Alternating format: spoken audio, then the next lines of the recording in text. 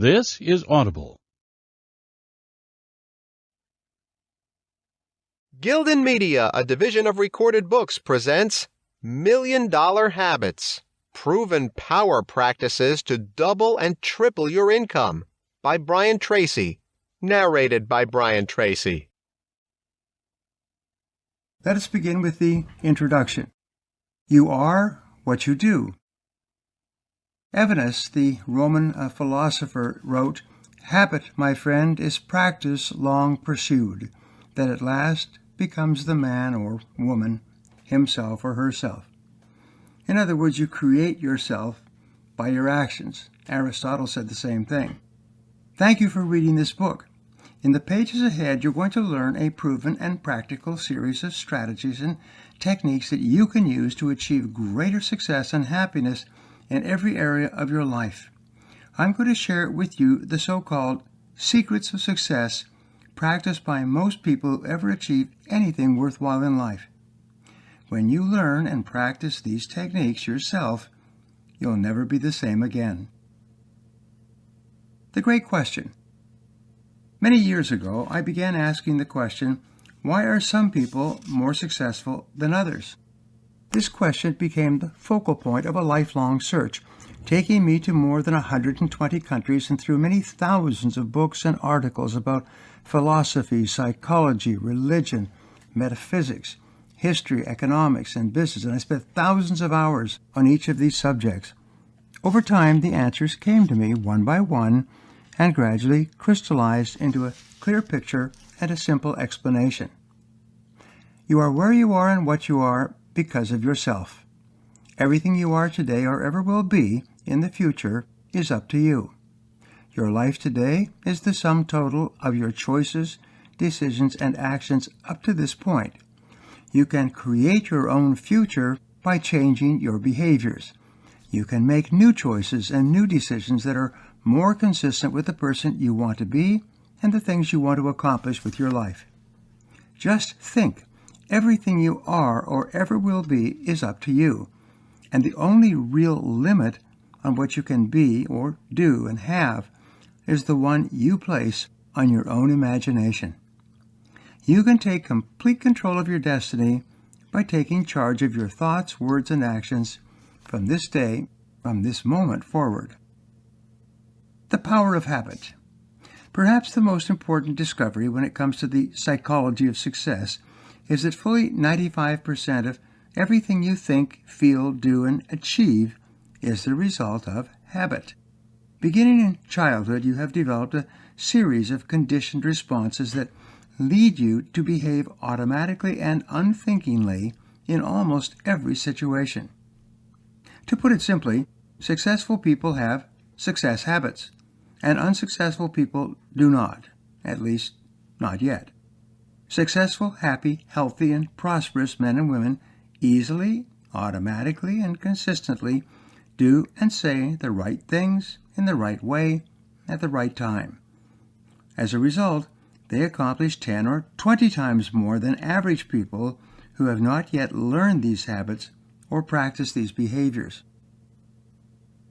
The definition of success. People often ask me to define the word success. My favorite definition is this. Success is the ability to live your life the way you want to live it, doing what you most enjoy, surrounded by people you admire and respect. In a larger sense, success is the ability to achieve your dreams, desires, hopes, wishes, and goals in each of the important areas of your life.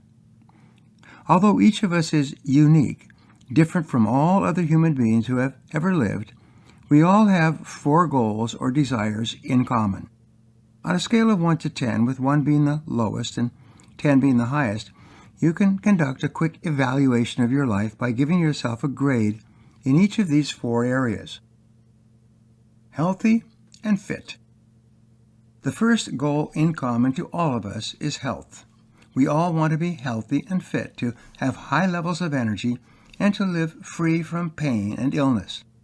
Today, with the incredible advances in medical science, the quality of our health and fitness and our lifespan are largely determined by design, not by chance. People with excellent health habits are far healthier, have more energy, and live longer and better than people with poor health habits. We will look at these good habits and how we can develop them later in this book. Excellent relationships. The second goal we all have in common is to enjoy excellent relationships, intimate, personal, or social, with people we love and respect and who love and respect us in turn. According to psychologist Sidney Girard, fully 85% of your happiness will be determined by the quality of your relationships at each stage and in each area of your life. How well you get along with people and how much they like, love, and respect you has more impact on the quality of your life than perhaps any other factor. Throughout this book, you will learn the key habits of communication and behavior that build and maintain great relationships with other people. Do what you love. The third common goal we each have is to do work we enjoy and do it well and be well paid for it.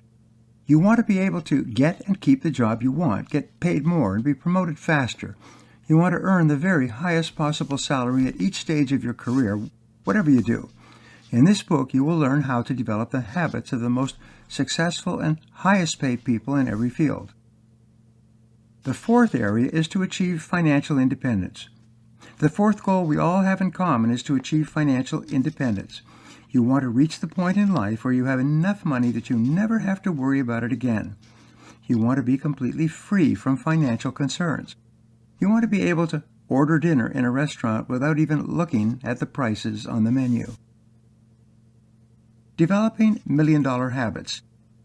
In the pages ahead, you will learn how to develop the million-dollar habits of men and women who go from rags to riches in one generation. You will learn how to think more efficiently, make better decisions, take more effective actions than other people. You will learn how to organize your financial life in such a way that you achieve all your financial goals far faster than you can imagine today. One of the most important goals you must achieve to be happy and successful in life is the development of your own character. You want to become an excellent person in every respect, the kind of person that others look up to and admire. You should strive to become a leader in your community and a role model for personal excellence to all the people around you. The decisive factor in whether you achieve these goals is developing the specific habits that lead automatically and inevitably to the results you desire. All habits are learned. The good news is that all habits are learned through practice and repetition. You can learn any habit you consider either necessary or desirable. By using your willpower and discipline, you can shape your personality and character in almost any way you desire. You can write the script of your own life, and if you're not happy with the current script, you can rip it up and write a new one. Just as your good habits are responsible for most of your success and happiness today, your bad ones are responsible for most of your problems and frustrations. But because bad habits are learned as well, they can be unlearned and replaced with good habits by the same process of practice and repetition. First in character. George Washington, the first President of the United States and the General in command of the Continental Army in the American Revolution, is rightly called the father of his country. He was admired, if not worshipped, for the quality of his character, his graciousness of manner, and his correctness of behavior. But that's not the way George Washington started off in life. He came from a middle-class family with few advantages. One day, as a teenage boy, aspiring to succeed and prosper, he came across a little book entitled The Rules of Civility and Decent Behavior in Company and Conversation. Washington copied these 110 rules into a personal notebook, carried it with him, and reviewed it constantly throughout his life. By practicing the rules of civility, he developed the habits of behavior and manners that led to him being considered first in the hearts of his countrymen. By deliberately practicing and repeating the habits that he most desired to make a part of his character, George Washington became, in every respect, a self-made man. He learned the habits he needed to learn to become the kind of man he wanted to become. The first millionaire. During the same period, Benjamin Franklin, who began as a printer's apprentice and went on to become the first self-made millionaire in the American colonies, adapted a similar process of personal development.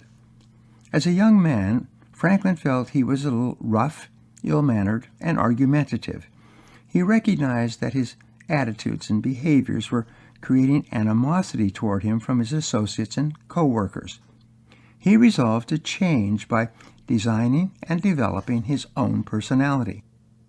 He began this process of personal development by making up a list of 13 virtues he felt the ideal person would possess. He then concentrated on the development of one virtue each week. All week long, as he went about his daily affairs, he would remind himself to practice that virtue, whether it was temperance, frugality, or tranquility. On every occasion it was called for. Over time, as he developed these virtues and made these habits a part of his character, he would practice one virtue for a period of 2 weeks, and then 3 weeks, and then one virtue per month. Over time, he became one of the most popular personalities and statesmen of the age. He became enormously influential both in Paris as an ambassador from the United States during the Revolutionary War and in Philadelphia during the Constitutional Convention, when the Constitution for the United States was debated, negotiated, and agreed upon. By working on himself to develop the habits of personal excellence, Franklin made himself into a person capable of shaping the course of history. You are in complete control. The fact is that good habits are hard to form, but easy to live with. Bad habits, on the other hand, are easy to form, but hard to live with. In either case, you develop either good or bad habits as a result of your repeated choices, decisions, and behaviors. Educator Horace Mann said, "Habit is a cable. We weave a thread of it each day, and then it becomes so strong we cannot break it." One of your great goals in life should be to develop the habits that lead to health, happiness, and true prosperity. Your aim should be to develop the habits of character that enable you to be the very best person you can imagine yourself becoming.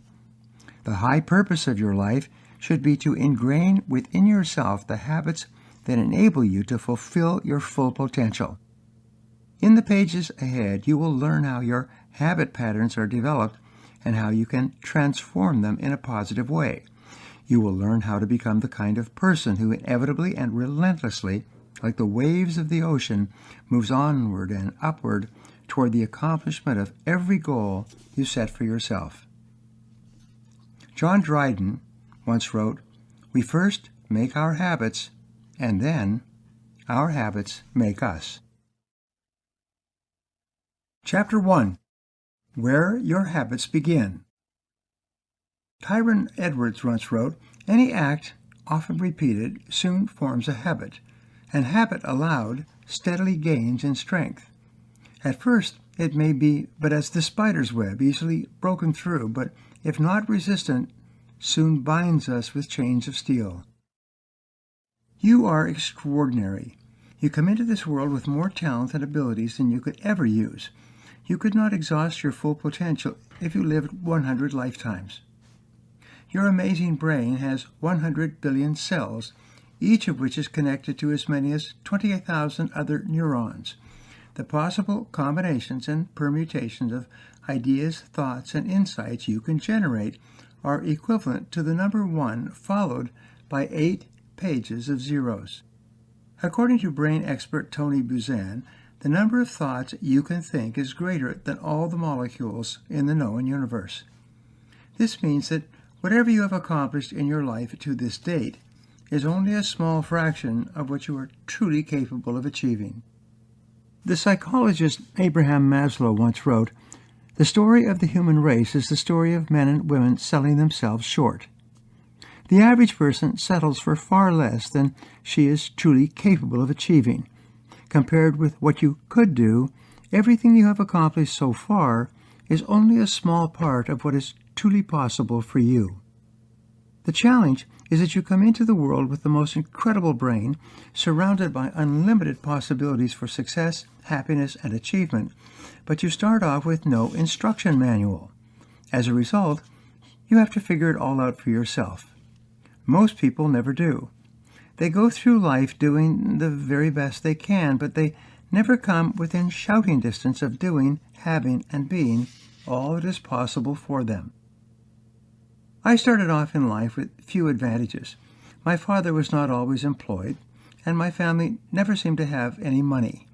I began working and paying for my own clothes and expenses when I was 10 years old, doing odd jobs around the neighborhood. I hoed weeds, delivered newspapers, mowed lawns, and raked leaves. When I was old enough, I got a job washing dishes in the back of a small hotel. My biggest promotion at that time was moving to washing pots and pans. I left high school without graduating and worked as a laborer for several years. I worked in sawmills stacking lumber and in the woods slashing brush with a chainsaw. I dug ditches and wells. I worked on farms and ranches. I worked in factories and on construction sites. For a time, I was a galley boy on a Norwegian freighter in the North Atlantic. I earned my living by the sweat of my brow. When I could no longer find work as a laborer, I got a job in straight commission sales, cold calling from door to door and office to office. For a long time, I was one sale away from homelessness. If I did not make a sale that day and get my commission immediately, so I could pay for my room at the boarding house, I would have been out on the street. This was not a great way to live. The key to success. Then one day I began asking the question, why are some people more successful than others? Especially, why are some salespeople more successful than others? Looking for an answer to that one question, I did something that changed my life and began the formation of a habit that profoundly affected my future. I went and asked the most successful salesman in my company what he was doing differently from me. And he told me. And I did what he told me to do, and my sales went up. In the Bible it says, "Ask, and ye shall receive." I soon developed the habit of asking everyone in every way possible for the answers I needed to move ahead more rapidly. I began to read books on selling and put into action what I had learned. I listened to audio programs while I walked and eventually as I drove around. I attended every sales seminar I could find. I continually asked other successful salespeople for advice. And I developed the habit of immediately acting on any advice or good idea I received or learned. As a result, and not surprisingly, my sales went up, and eventually I surpassed everyone else in my company. Soon, my company made me a sales manager and asked me to recruit and teach other people the same skills that had enabled me to be so successful. Soon, I was recruiting salespeople with newspaper ads, teaching them the sales methods and techniques I had learned, and sending them out to call on prospects and customers. In no time at all, my students began making sales and moving upward and onward in their own lives. Many of those young salespeople are millionaires today. The iron law of the universe. What I learned from this experience was the great law of cause and effect. This is the foundational principle of Western philosophy and modern thought. It says that for every cause there is an effect.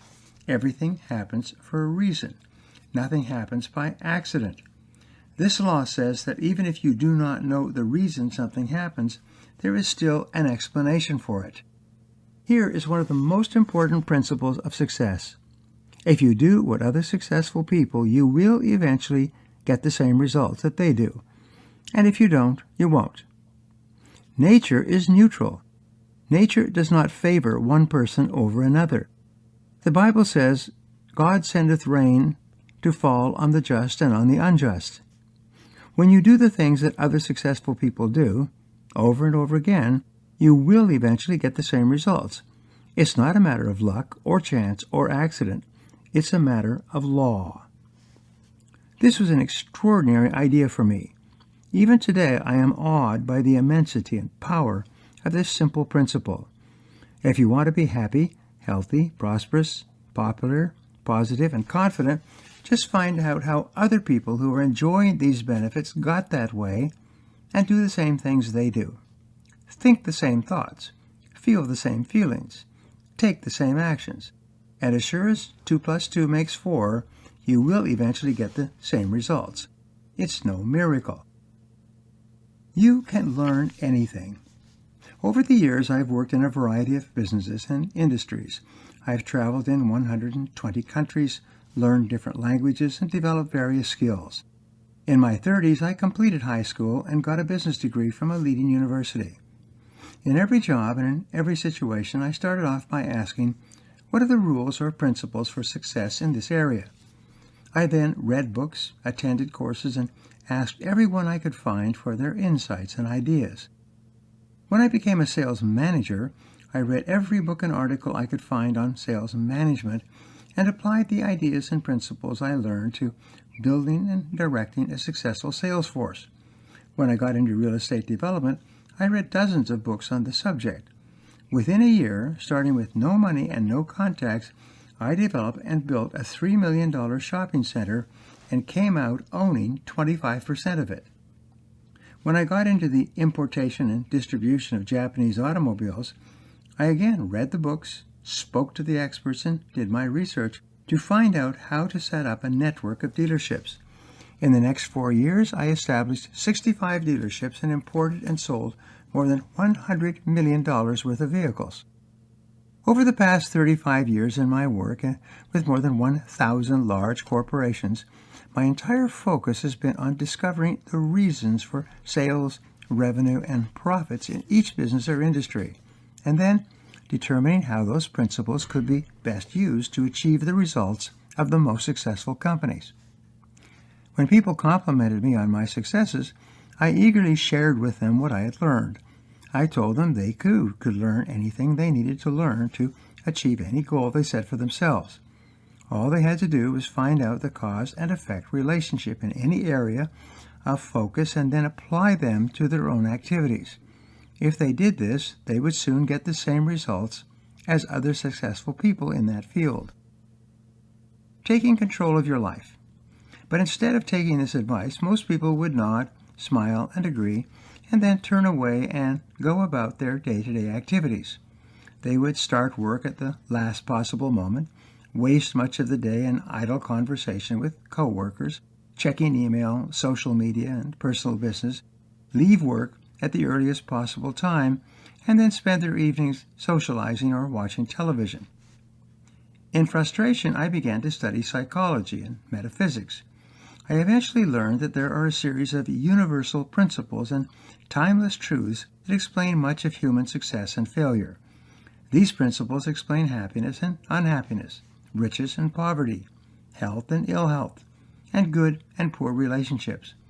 They explain why some people have wonderful lives and others do not. The first law that I discovered was the law of control.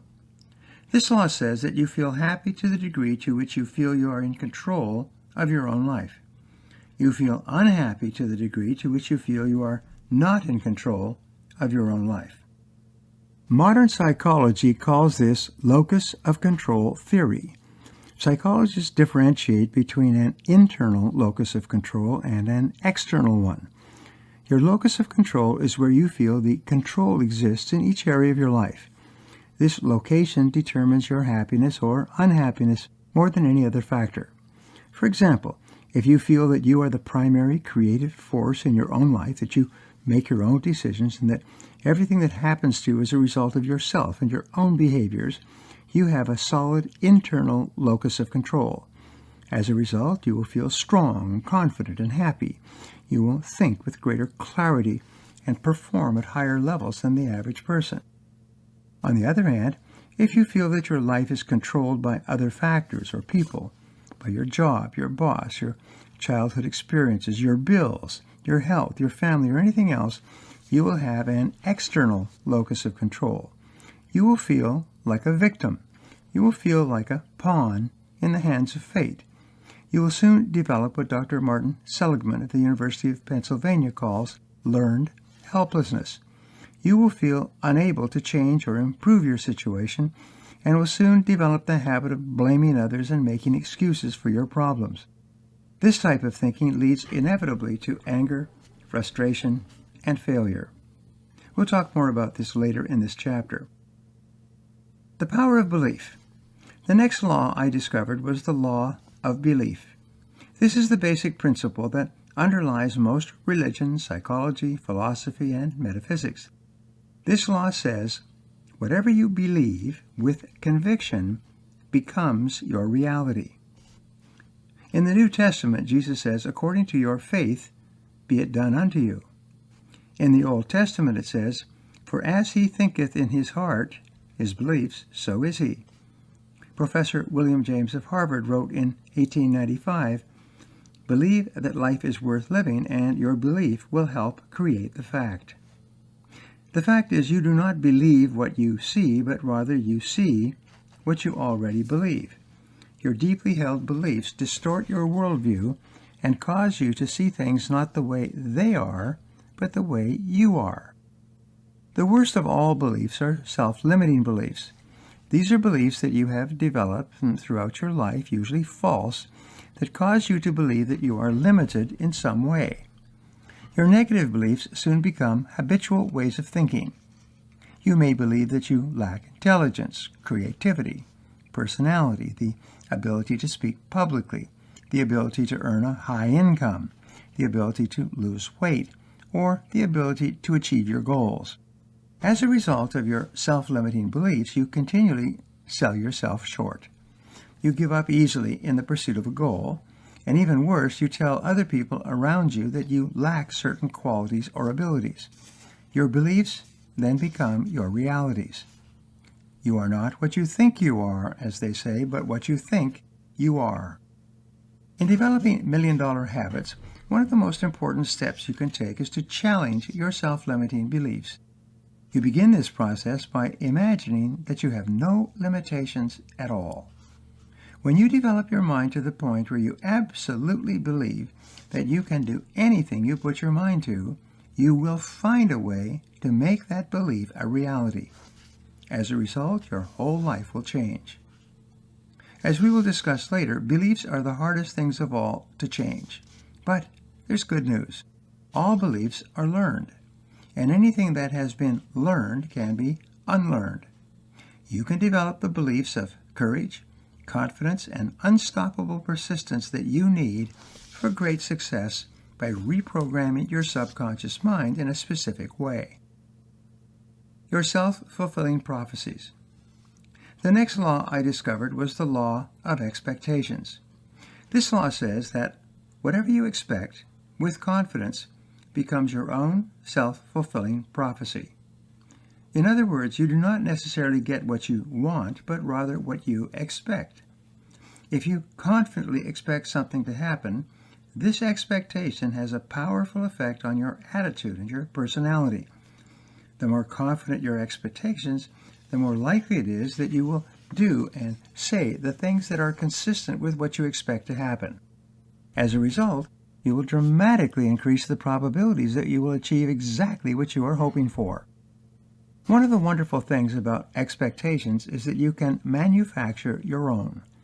You can get up each morning and say, I believe something wonderful is going to happen to me today. As you repeat this throughout the day, you create a force field of positive energy that surrounds you and affects the people with whom you come in contact. In some remarkable way, a series of wonderful things, both large and small, will happen to you throughout the day. Successful people expect in advance to be successful. Happy people expect to be happy. Popular people expect to be liked by others. They develop the habit of expecting that something good will happen in every situation. They expect to benefit from every occurrence, even temporary setbacks and failures. They expect the best of other people and always assume the best of intentions, and they are seldom disappointed. The flip side of positive expectations are the negative expectations many people have. Unhappy people expect to fail more often than they succeed. They expect that other people will hurt or disappoint them. They expect their ventures to do poorly. Instead of expecting the best, they expect the worst, and because this law is neutral, they are seldom disappointed. The flip side of positive expectations are the negative expectations that many people have. Unhappy people expect to fail more often than they succeed. They expect that other people will hurt or disappoint them. They expect their ventures to do poorly. Instead of expecting the best, they expect the worst. And because this law is neutral as well, they are seldom disappointed. One of the most important things you can do to ensure a happy, healthy, and prosperous life is to expect the very best from every person or situation, no matter how it may look at the moment. Develop the habit of positive expectations. You will be amazed at the effect this has on you and on the people around you. You are a living magnet. The next law I learned about was the law of attraction. This law says you are a living magnet. You invariably attract into your life the people, ideas, and circumstances that harmonize with your dominant thoughts, especially your dominant thoughts emotionalized. This law has been written about and taught for 5,000 years. It is one of the most important principles in explaining success and failure. The law of attraction says that your thoughts are activated by your emotions, either positive or negative, and they then create a force field of energy around you that attracts into your life, like iron filings to a magnet, exactly the people and circumstances that are in harmony with those thoughts. Like all these laws, the law of attraction is neutral. If you think positive thoughts, you attract positive people and circumstances. If you think negative thoughts, you attract negative people and circumstances. Successful, happy people continually think and talk about what they want to attract into their lives. Unsuccessful, unhappy people continually talk about the people and situations that cause them to feel angry and frustrated. One of the most important habits you can develop is the habit of keeping your mind full of exciting, positive, and emotional images of the exact things you want to see materialize in your life and in the world around you. This is one of the most difficult disciplines, but one that pays off in extraordinary ways. As within, so without. The summary law of the laws we have just discussed is the law of correspondence. This law says that your outer world is a reflection of your inner world. It is as though you live in a 360-degree mirror. Everywhere you look, you see yourself reflected back at you. People treat you the way you treat them. The way you think about your physical body will be reflected in your health habits and your appearance. The way you think about people and your relationships will be reflected back to you in the quality of your friendships and your family life. The way you think about success and prosperity will be reflected in the results you enjoy in your career and your material life. In every case, your outer world reflects back to you, like a mirror image, exactly what you are thinking in the deepest recesses of your mind. When you put the laws of cause and effect, control, belief, expectations, attraction, and correspondence together, you arrive at the great universal principles that explains your life and everything that happens to you. Here it is. You become what you think about most of the time. Just think. You become what you think about most of the time.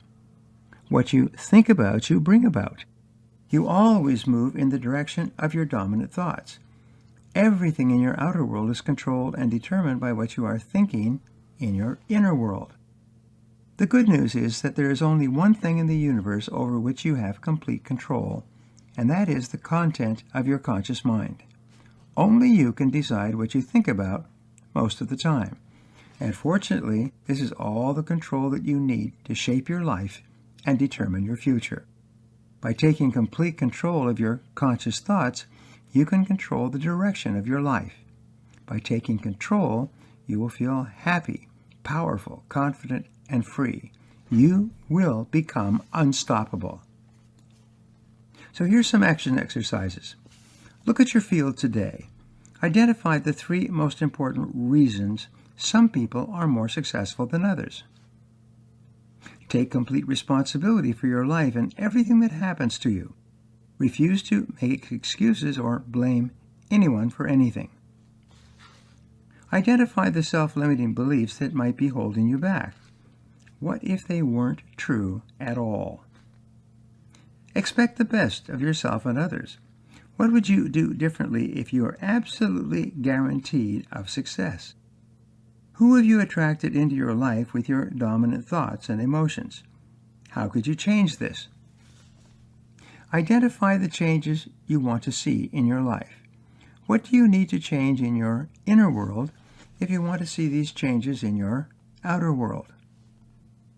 Determine the 3 most important habits of thought about yourself and others that you could develop to be happier and more successful in the future. Robert Collier once wrote, "You can do anything you think you can. This knowledge is literally the gift of the gods, for through it you can solve every human problem. It should make of you an incurable optimist. It is the open door to welfare." Chapter 2. The Master Program of Success. Henry Ford once said, "The whole secret of a successful life is to find out what is one's destiny to do and then do it." The great question for success is this: what do you think about most of the time? Why is it that some people think positive, constructive, and success-oriented thoughts while others think negative, pessimistic thoughts that lead inevitably to underachievement and failure? Many successful people over the years have been asked, "What do you think about most of the time?" Their answers are simple and consistent, and yet so profound that they can be life-changing. In short, most of the time, successful people think about what they want and how to get it. Unsuccessful people, on the other hand, most of the time think and talk about what they don't want and who is to blame for their problems and difficulties. As a result, they attract more and more of what they don't want and what makes them unhappy in their lives.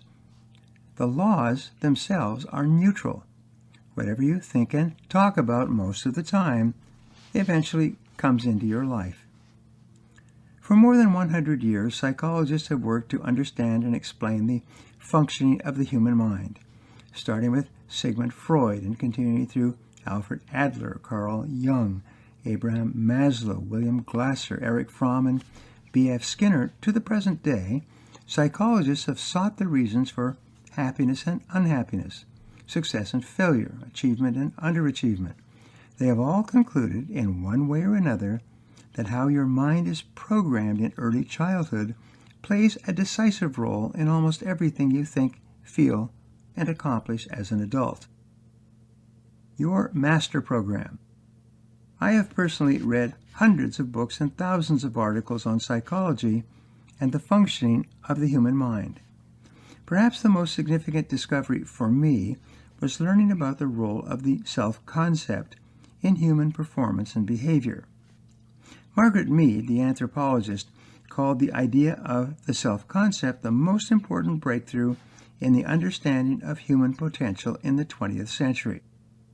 Your self-concept is your master program of your subconscious computer. It acts as your mental operating system. Every thought, feeling, emotion, experience, and decision you have ever had is permanently recorded on this mental hard drive. Once recorded, these impressions then influence the way you think, feel, and behave from that point forward. Your self-concept precedes and predicts your levels of effectiveness in every area of your life. You always act on the outside in a manner consistent with the way you feel and think about yourself on the inside. Your self-concept explains why the mental laws have such an inordinate effect on your personality. The role of the mini-self-concept. Once your self-concept in a particular area is formed, you always act in a manner consistent with it. You may have extraordinary ability in a particular area, but if your self-concept is poor in that area, you will always perform below your true potential. It turns out that you have a mini self-concept for every area of your life that you consider important. For example, you have a self-concept for how creative you are. You have a self-concept for how well you speak in public, for your memory, for your ability to learn new subjects. You have a self-concept for how popular you are and how well you get along with other people. You have a self-concept for what kind of spouse or partner you are and how desirable or attractive you are to members of the opposite sex. You have a self-concept for what kind of parent you are. You have a self-concept for how well you perform in each sport or physical activity. You have a self-concept for how organized or disorganized you are, how well you manage your time, how productive you are, and how much you get done in an average day. You have a self-concept for your ability to read, write, and do mathematics. In your business and career, in the context of million-dollar habits, you have a self-concept for every aspect of your financial life. You have a self-concept for how much you earn and how hard you have to work to earn that amount of money. You have a self-concept for how rapidly you are promoted and how much your earnings increase month by month and year by year. You have a self-concept for how much you earn on an annual basis and for how much you will be earning in the future. You have a self-concept for how well you save, invest, spend, and accumulate money. You have a self-concept of your personal financial net worth and how much you can acquire in the months and years of your life.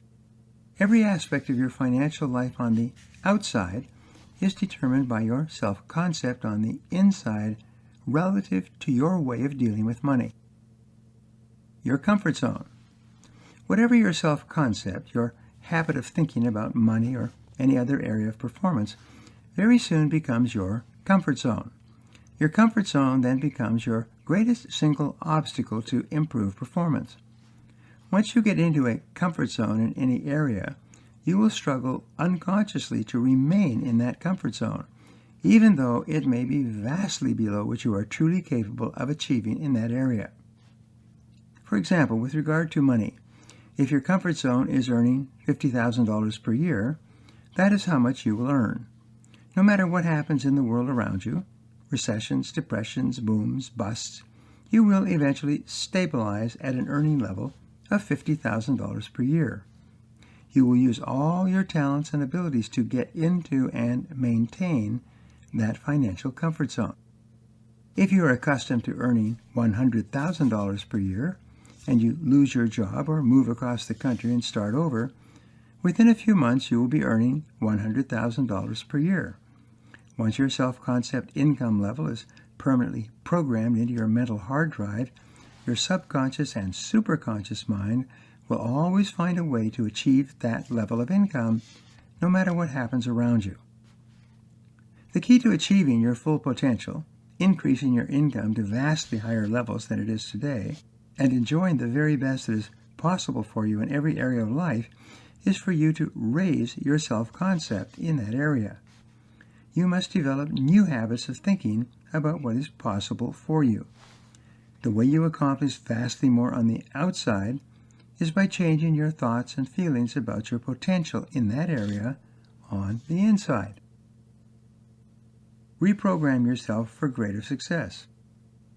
In medicine, it is said that proper diagnosis is half the cure. To that end, let us look at the three parts of your self-concept, how they interact with one another, and how you can act to alter or improve them in any way you want and develop any habit of thought or action that you desire. Your ideal self. The first part of your self-concept is your self-ideal. This is the ideal image or picture you have of yourself, as if you are already the very best person you could possibly be. Your self-ideal is made up of your wishes, hopes, dreams, goals, and fantasies about your perfect future life, combined with the qualities and virtues that you admire most in yourself and other people. Your self-ideal is a composite of the very best person you could imagine yourself being, living the very best life you could possibly live. High-performing, successful, happy people have very clear, positive self-ideals. They have definite ideas of what they like, respect, and admire, as well as a clear picture of the virtues, values, and attributes of the superior men and women they want to emulate. The most successful people have an uplifting, inspiring vision of what a truly excellent person looks like and how he or she behaves. Because of the law of attraction, you inevitably move in the direction of becoming that which you most admire. The greater clarity you have about the ideal future life you want to live and the ideal person you want to be, the faster you will move toward becoming that person, and the more opportunities will open up for you to make your ideal future vision a reality. Develop positive role models. In one study conducted some years ago, the researchers found many men and women who accomplished great things had, when they were young, been avid readers of the biographies and autobiographies of successful people. It seems you have a natural tendency to identify with the hero or heroine in any story you read, watch, or hear. When you continually immerse your mind in the stories of men and women who have accomplished wonderful things with their lives, you unconsciously identify with those characters and actually absorb their values, virtues, and qualities into your own personality. Former Harvard professor Dr. David McClelland, in his book The Achieving Society, explained how role models have an inordinate effect on shaping the character and personality of the young. One of his conclusions was that the men and women who are the most admired and held up as models in society during the formative years of a young person's life have a powerful influence on the character and aspirations of that person when she grows to adulthood. For example, today some of the most positive role models are entrepreneurs who launch companies with new products, services, and technologies. By the same token, young people who have positive role models around them when they're growing up are much more likely to become men and women of quality and character than young people who have no role models, or even worse, negative role models that often occurs today in some cities and neighborhoods. It turns out that unhappy, unsuccessful men and women tend to be very fuzzy or unclear about their ideals. If you ask them what they consider to be the most valuable and important qualities in human character and personality, they either give vague or contradictory answers. This lack of clarity or certainty about what constitutes an ideal person often causes an individual to go around in circles in life, associate with negative influences, and spend time with people who are equally uncertain about the person they want to be when they grow up. Your values shape your personality. The values you choose to live by and the way you define those values shape and influence your personality and your achievements as much or more than any other single factor. When you take the time to think through and develop absolute clarity about the key values and qualities you admire the most and wish the most to incorporate into yourself, you begin to shape and direct your whole personality and determine the results you achieve in the future. As you think about your values and reflect upon how you could incorporate them into your life and behavior, you actually become a different person. As a result, you attract different people and opportunities into your life. Your outer world soon begins to mirror your inner world. You start to move more rapidly toward achieving your most important goals, and your goals begin to move rapidly toward you. It all begins with you taking complete control of the formation and development of your personal ideal. How you see yourself. The second part of your self-concept is your self-image. Beginning with the work of Dr. Maxwell Maltz in his wonderful book Psycho-Cybernetics, 2016, we learn that the way you see yourself on the inside largely determines how you perform on the outside. If you see yourself as a positive, popular, productive, and successful on the inside, that's exactly how you will act on the outside. And the way you behave on the outside will largely determine the results you get. The results you get will reinforce your self-image in either a positive or negative way, and will set you up to repeat the same behaviors in the next similar situation. Your self-image is often called your inner mirror. This is the mirror that you look into prior to engaging in any performance or entering into any event of importance. If you see yourself as confident and successful prior to meeting a new person, applying for a job, or making a presentation, that is how you will perform in the actual situation. If you have a poor self-image, if you see yourself as not being particularly popular, confident, or competent, your negative self-image will cause you to feel clumsy, awkward, and inadequate during the upcoming event. One of the most important habits you can develop is the habit of feeding your mind before every important situation with positive pictures and images of yourself performing at your very best. Take a few moments, as athletes, politicians, and performers do, and imagine yourself succeeding brilliantly at what you are about to do. Hold that picture in your mind for as long as you possibly can. Then relax and let it go.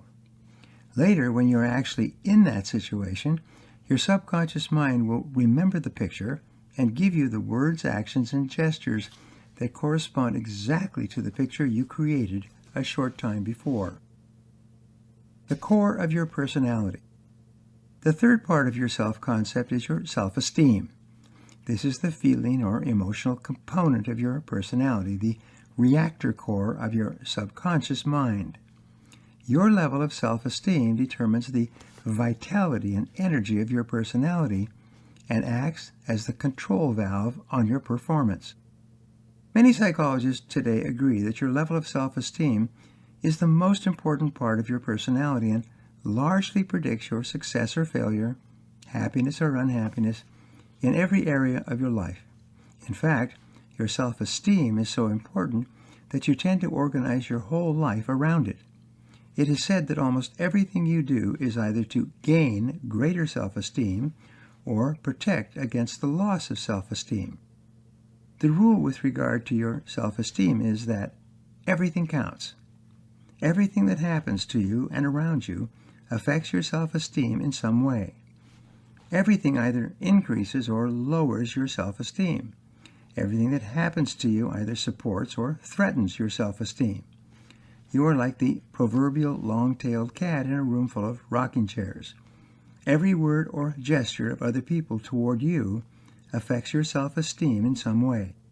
The preservation and development of your self-esteem thus becomes the key to high performance, happiness, and great success. Comparing your behavior with your ideal. Your self-esteem is affected by many factors.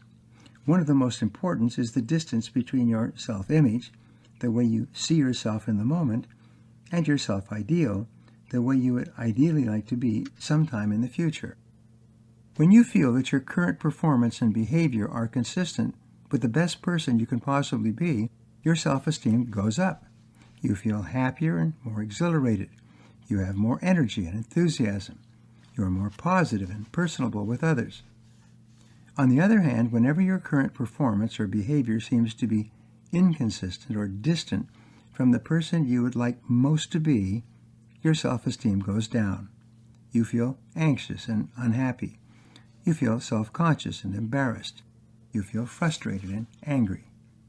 The good news is that the greater clarity you have regarding your self-ideal, the person you would most like to be, the easier it is for you to tailor your performance and behavior to be consistent with the kind of person you most admire.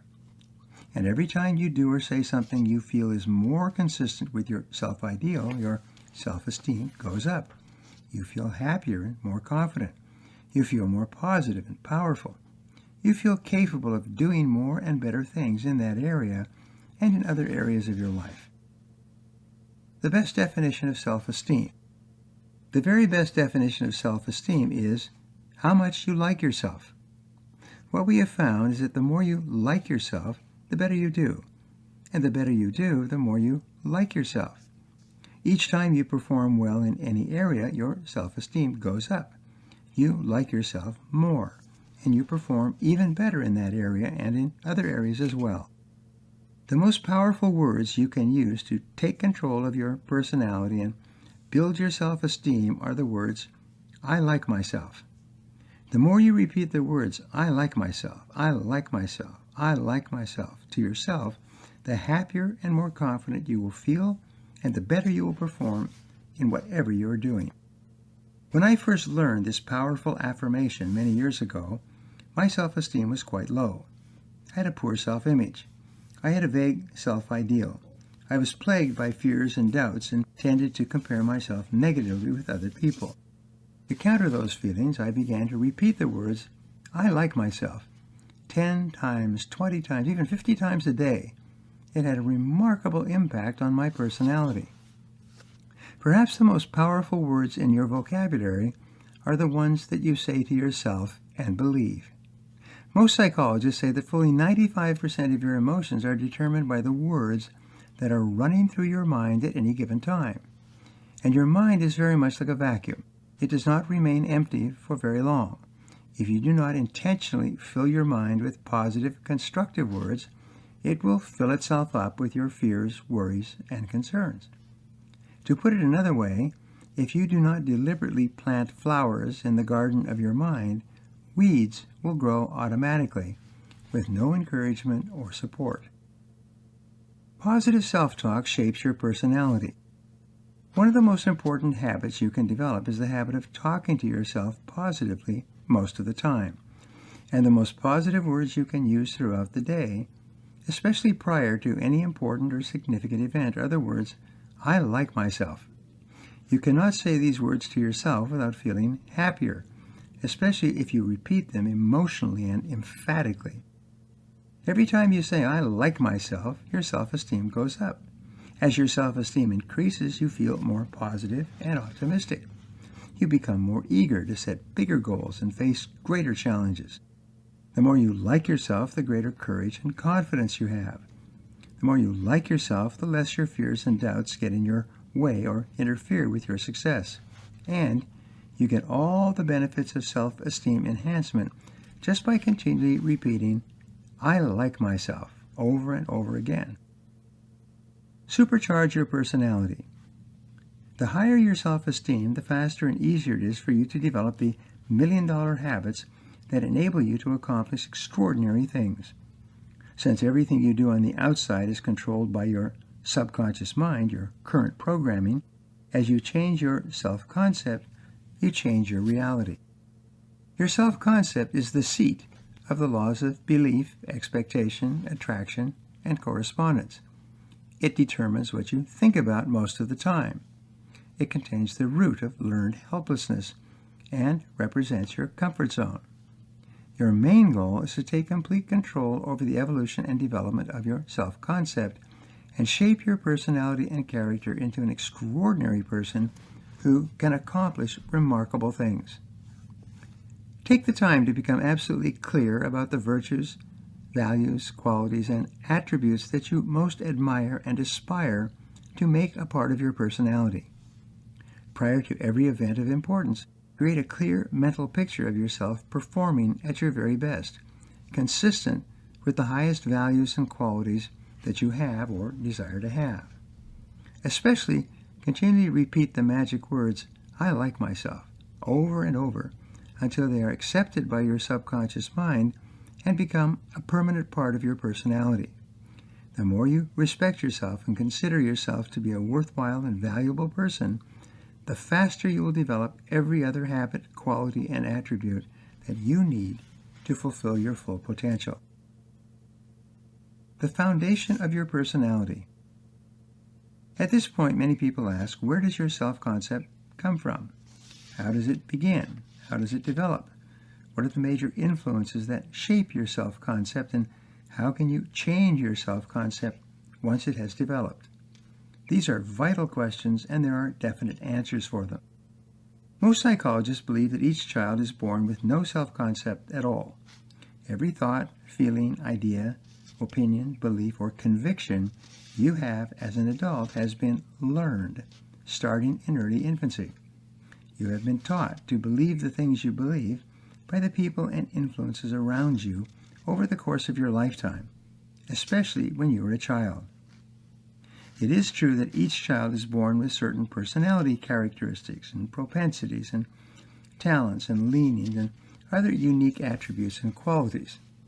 Some psychologists say that fully 60% of personality characteristics such as courage, extroversion, musical interests, sensitivity, athletic ability, and so on are inborn and innate. This is why children born into the same family with the same parents and similar upbringing often turn out totally different from each other. But how a person thinks and feels about themselves relative to their ability and potential is learned from early infancy. Your two natural qualities. When you are born, you come into the world with two natural qualities. First, you are completely unafraid. You are totally fearless. You have no reason to be afraid because you've had no experiences to make you afraid. The second natural quality is that you are completely spontaneous. You laugh, cry, pee, poop, sleep, and express yourself with no thought or concern about whether anybody approves or disapproves. These are your qualities in a state of nature. As an adult, when you feel completely relaxed and safe, surrounded by people you like and trust, your natural tendency is to revert to being completely open and unafraid, spontaneous and expressive. This is the ideal condition of the completely happy, fully functioning adult. Starting early in childhood, as a result of the things your parents do and say, you begin to learn the two basic negative habit patterns that then become the most destructive influences in your life as an adult. The first negative habit pattern you learn is called the inhibitive negative habit pattern. This is what soon becomes the fear of failure, risk, and loss. As a child, you are extremely curious. Your natural urge is to explore your environment. You eagerly reach out to touch, taste, and experiment with everything around you. But often your parents react or even overreact to this behavior by discouraging you as much as possible. They say, "No, get away from that. Don't touch that. Leave that alone."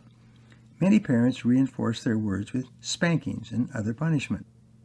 Children need love like roses need rain. Love is as important to the developing child as is food or oxygen.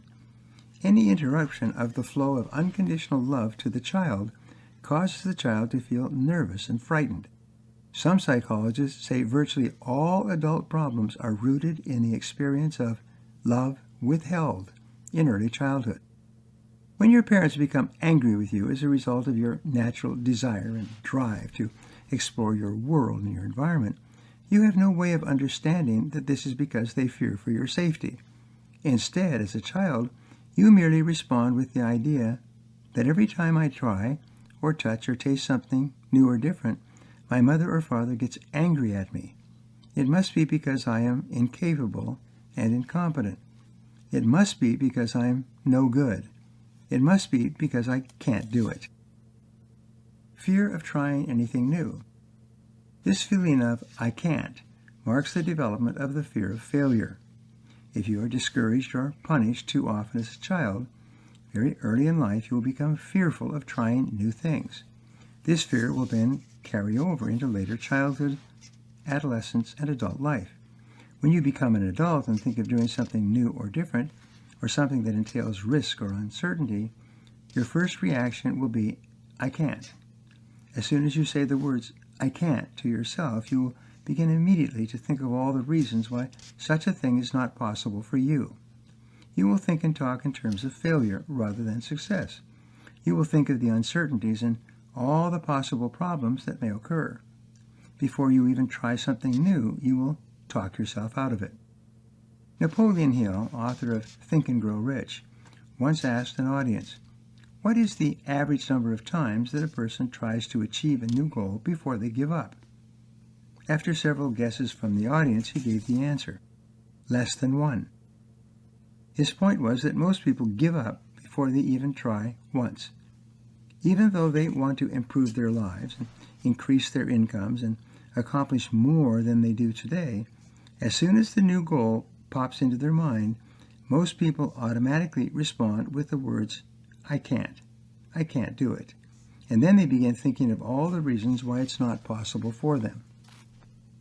The most important habit you can develop for great happiness and success is the habit of repeating to yourself and believing the words, I can do anything I put my mind to. I can do it. I can do it. I can do it. The most powerful words you can repeat over and over to neutralize and overcome the fear of failure are I can do it.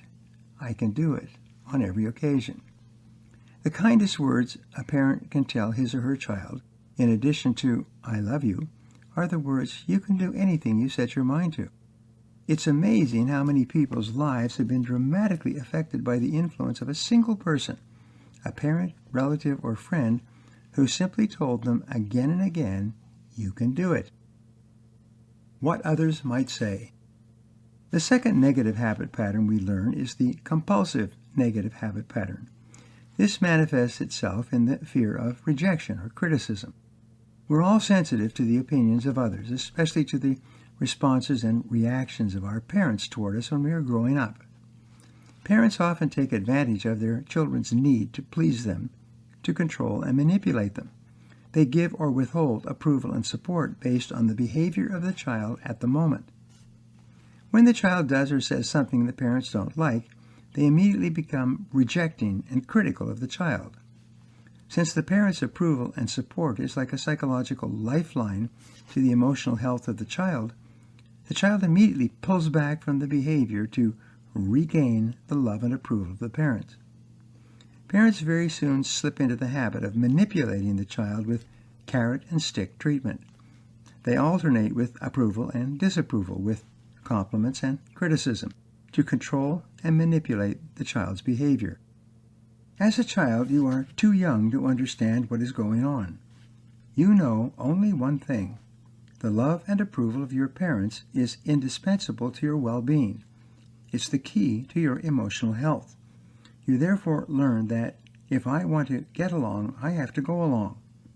At an early age, you begin to conform your behaviors to earn the approval and avoid the disapproval of your parents. The approval of others. As you grow older, you become increasingly sensitive to the approval or disapproval of others, starting with members of your family and then progressing to your friends and associates. The child does not know why the parent is behaving this way. The child simply concludes, "Every time I do something that mommy or daddy disapproves of, they stop loving me. Therefore, whatever it is, I have to do what makes them happy. I have to do what pleases them. I have to do what they want if I want to be safe." These fears are often manifested in the words, "I have to. I have to." As an adult, the child who is subjected to disapproval and destructive criticism becomes hypersensitive to the attitudes and opinions of others. They are continually saying, "I have to do this," or "I have to do that." When the fear of rejection becomes extreme, an individual becomes so sensitive to the opinions of others that he or she cannot make a decision until absolutely convinced that everyone affected will approve and support the choice. Teenagers especially become extremely sensitive to whether they are liked or disliked by their peers. Instead of being fearless and spontaneous, completely open, honest, and expressive, they begin to shape their behaviors to conform with whatever they feel their peers will approve of at the moment. Like a deer in the headlights. The worst situation of all, which is quite common, is the combined feeling of "I have to, but I can't."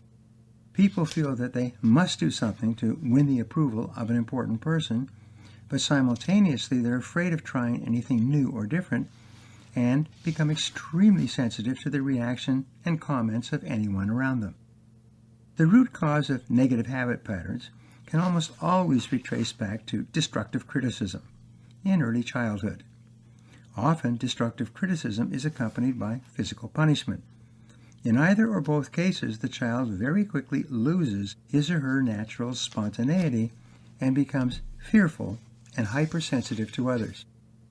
All the other fears that hold people back, the fears of loss, poverty, embarrassment, ridicule, ill health, the loss of love, public speaking, taking a chance, starting or trying something new or different, are rooted in the fears of failure and rejection that begin in early childhood. The antidote to all your fears. One of the greatest discoveries in the development of the peak performance personality is that your fears and your level of self-esteem have an inverse or opposite relationship to each other. In other words, the more you like yourself, the less you fear failure and rejection. The higher your levels of self-esteem, the lower are the fears and doubts that hold you back. The more you value yourself, the more willing you are to take risks and endure the inevitable setbacks, obstacles, and temporary failures that will occur. The more you like yourself, the less concerned you are with the approval or disapproval of other people. You go your own way. As we said earlier, the very fastest way to build your self-esteem and self-confidence and to neutralize the fears that may be holding you back is to repeat continually the words, "I like myself." Whenever you feel doubtful or uneasy, begin repeating these words to yourself. I like myself. I like myself. I like myself. The most important million-dollar habit you can develop is the habit of deliberately building your own self-esteem and self-confidence on a daily basis. The more you feed your mind with positive words, pictures, and thoughts, the more confident, optimistic, and unafraid you become. The more you like yourself, the better you do at anything you attempt. The more you like yourself, the less you fear failure and rejection. The more you like yourself, the less you worry about short-term setbacks and obstacles.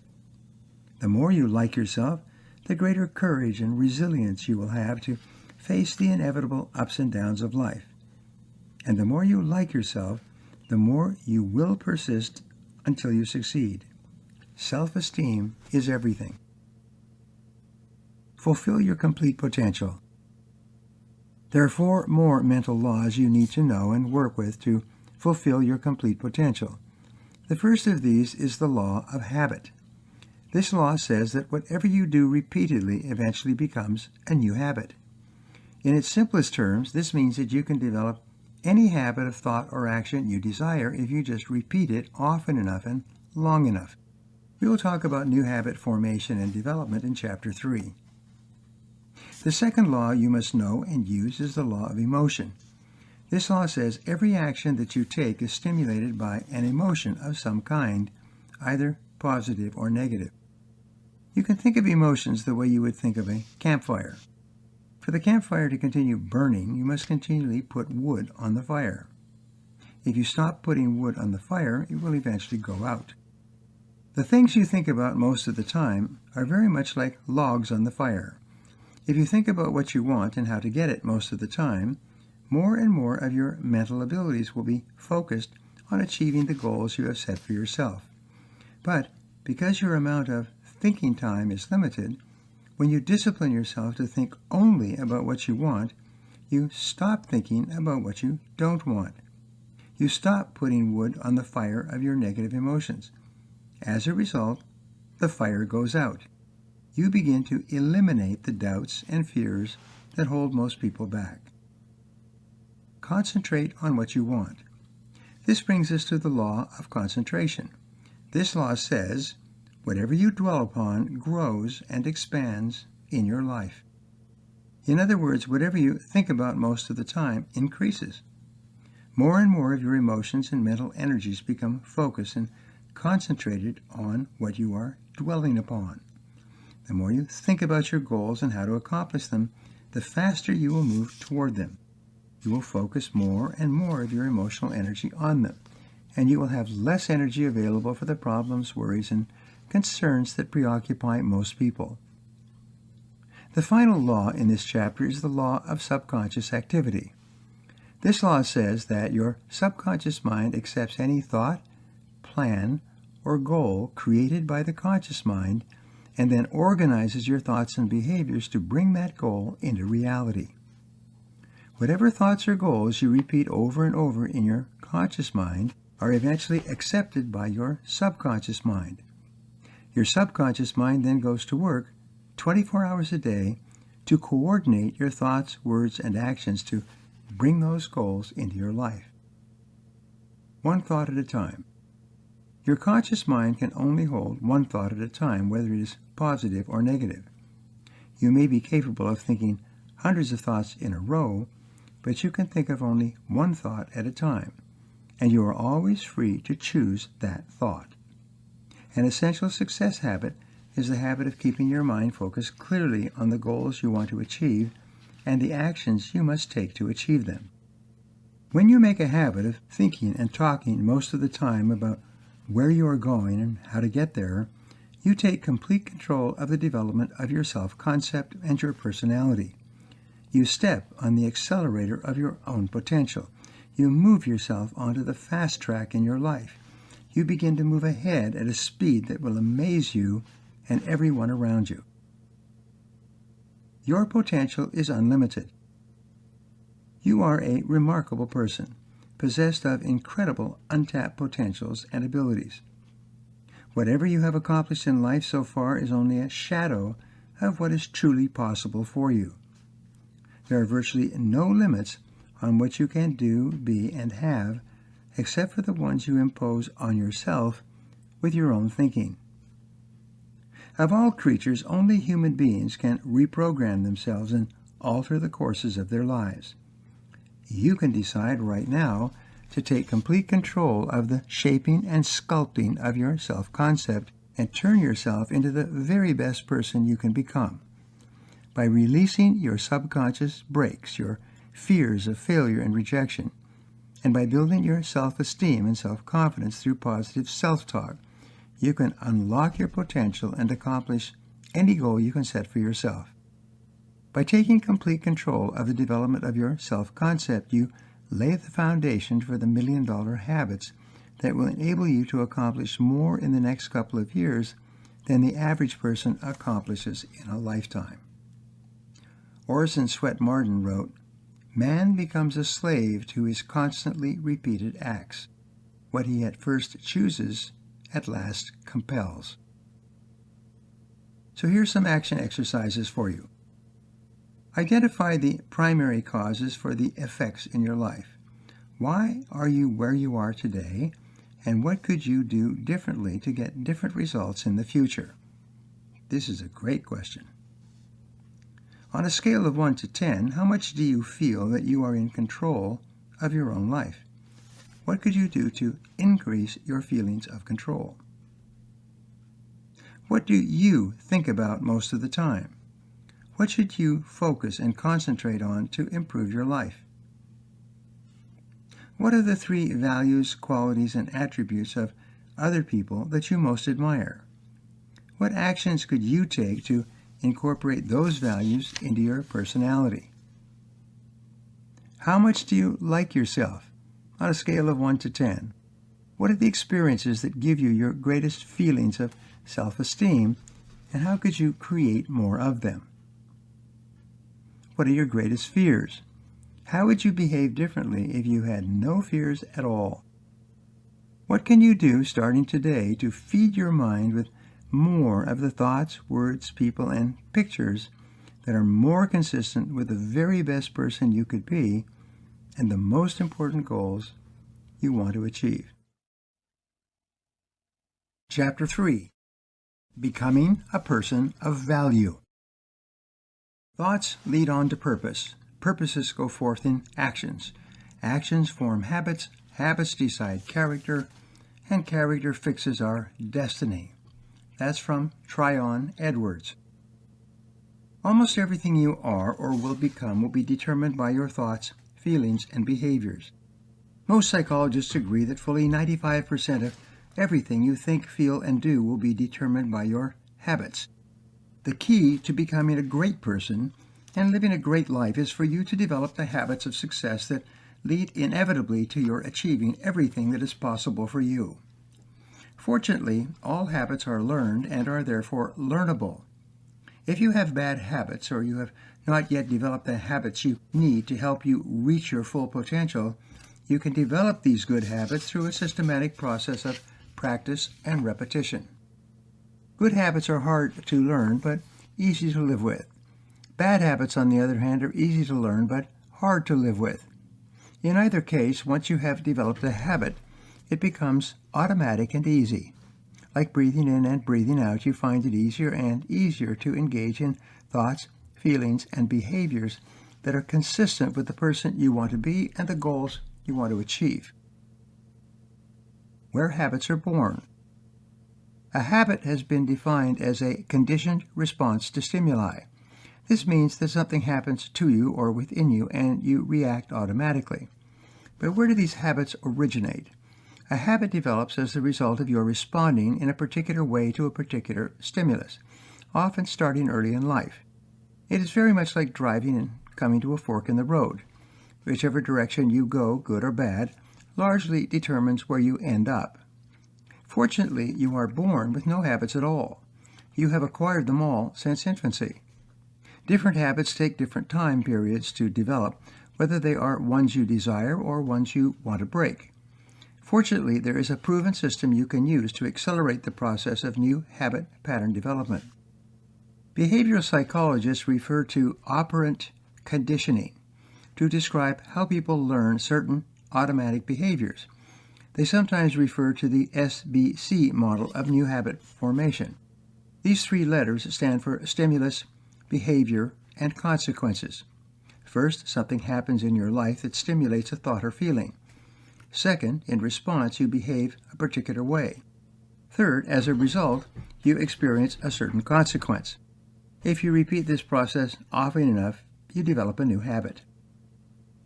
The Pavlovian response. In experiments conducted by Russian scientist Ivan Pavlov with dogs, some of the first major experiments on the role of classical conditioning, a hungry dog was given a piece of meat while a bell was rung at the same time. This process was repeated several times over several days. Each time the dog received the meat, the dog would salivate in anticipation of the food, and the bell would ring. After repeating this stimulus-response action several times, the dog would salivate automatically upon hearing the bell, even when no meat was present. In the same way, you can develop conditioned responses to people and situations as the result of previous experiences, either positive or negative. For example, if there is someone in your life you love and care about, the thought of that person or the sound of that person's voice on the phone will immediately cause you to smile and feel happy. Conversely, if there is a person in your life, usually from your past, who has hurt you and made you angry or unhappy, the very thought of that person or even the person's name will immediately trigger feelings of anger or sadness. Many people become trapped by memories of unhappy experiences, which have become habitual responses and are often unable to let them go. As simple as ABC. Another model of habit pattern development is called the ABC model. These three letters stand for antecedent, behavior, and consequences. What psychologists have discovered is that the antecedents, what has happened in the past, stimulate only 15% of your behaviors. Fully 85% of your behaviors are motivated by what you expect to happen in the future, the anticipated consequences. For example, if you are preparing to give a presentation or apply for a job, 85% of your motivation will be determined by what you expect to happen if you are successful. Only 15% of your motivation will be decided by what you have done in the past in similar circumstances. Expectations theory. There's a large block of work in psychology called expectancy theory. This work maintains that people are motivated to act in a particular way by what they expect to happen more than by any other factor or influence. In other words, you do the things you do because of the consequences you feel you will experience as a result. Expectations theory explains small things like what you do and say in a social situation, and large matters such as capital movements in the international financial markets. As we discussed in Chapter 1, you can manufacture your own expectations. You can develop the habit of expecting good things to happen, no matter how they may appear at the moment. Your expectations then influence your attitudes and the way you treat other people.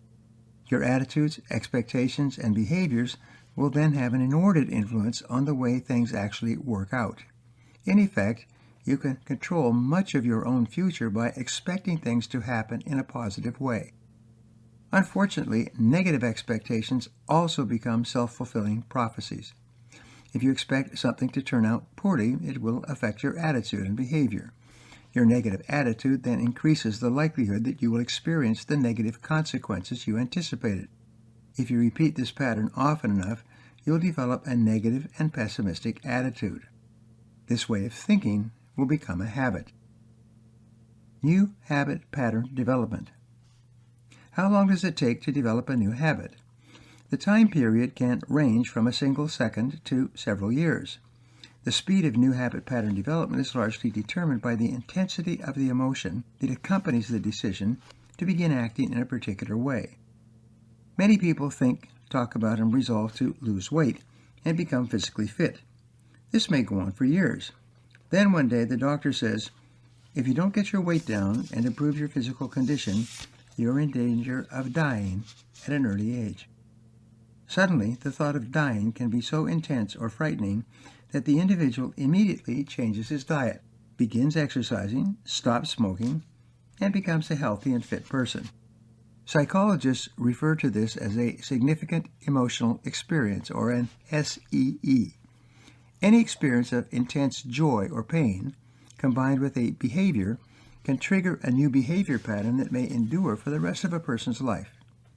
For example, putting your hand on a hot stove or touching a live electrical wire will give you an intense and immediate pain or shock. The experience may only take a split second, but for the rest of your life you will possess the habit of not putting your hand on hot stoves or touching live electrical wires. The habit will have been formed instantly and will endure permanently. According to the experts, it takes about 21 days to form a habit pattern of medium complexity. By this, we mean simple habits such as getting up earlier, exercising each morning before you start out, listening to audio programs in your car, going to bed at a certain hour, being punctual for appointments, planning every day in advance, starting with your most important tasks each day, or completing one task before you start something else. These are habits of medium complexity that can be quite easily developed in about 3 weeks through practice and repetition. How do you develop a new habit? Over the years, a simple, powerful, proven methodology has been created for new habit development. It is very much like a recipe for preparing a dish in the kitchen. You can use it to acquire any habit you desire. Over time, you'll find it easier and easier to develop the habits you want to incorporate into your personality. 7 steps to a new habit. Number 1, make a decision. Decide clearly that you're going to begin acting in a specific way 100% of the time. For example, if you decide to rise early and exercise each morning, set your clock for a specific time. When the alarm goes off, immediately get up, put on your workout clothes, and begin your exercise session. Number 2, never allow an exception. Do not make exceptions to your new habit pattern during the formative stages. Don't make excuses or rationalizations. Don't let yourself off the hook. If you resolve to get up at 6 a.m. each day, discipline yourself to get up at 6 a.m. every single day until it becomes automatic. Number 3, tell others. Inform people around you that you're going to begin practicing a specific behavior. It's amazing how much more disciplined and determined you will become when you know that others are watching you to see if you have the willpower to follow through on your resolution. Number 4, visualize yourself.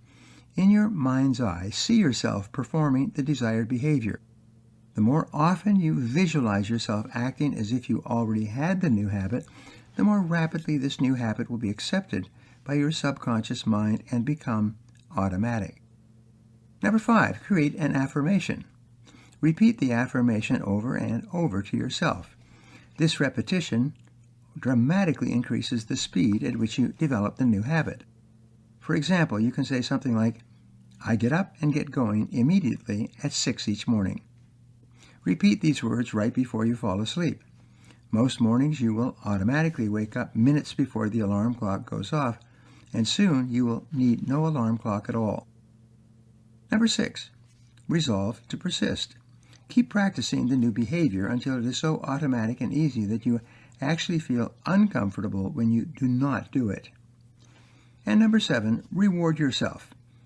Give yourself a treat of some kind for practicing the new behavior. Each time you reward yourself, you reaffirm and reinforce the behavior. Soon you begin to associate at an unconscious level the pleasure of the reward with the behavior.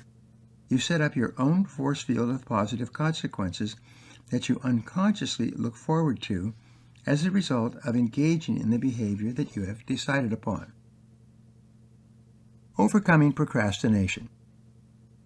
Procrastination is a problem for almost everyone. Learning to overcome it is an exercise that will pay off for you all your life. To overcome procrastination, you can practice the 7 steps described above. First, resolve to start immediately on your most important task each day.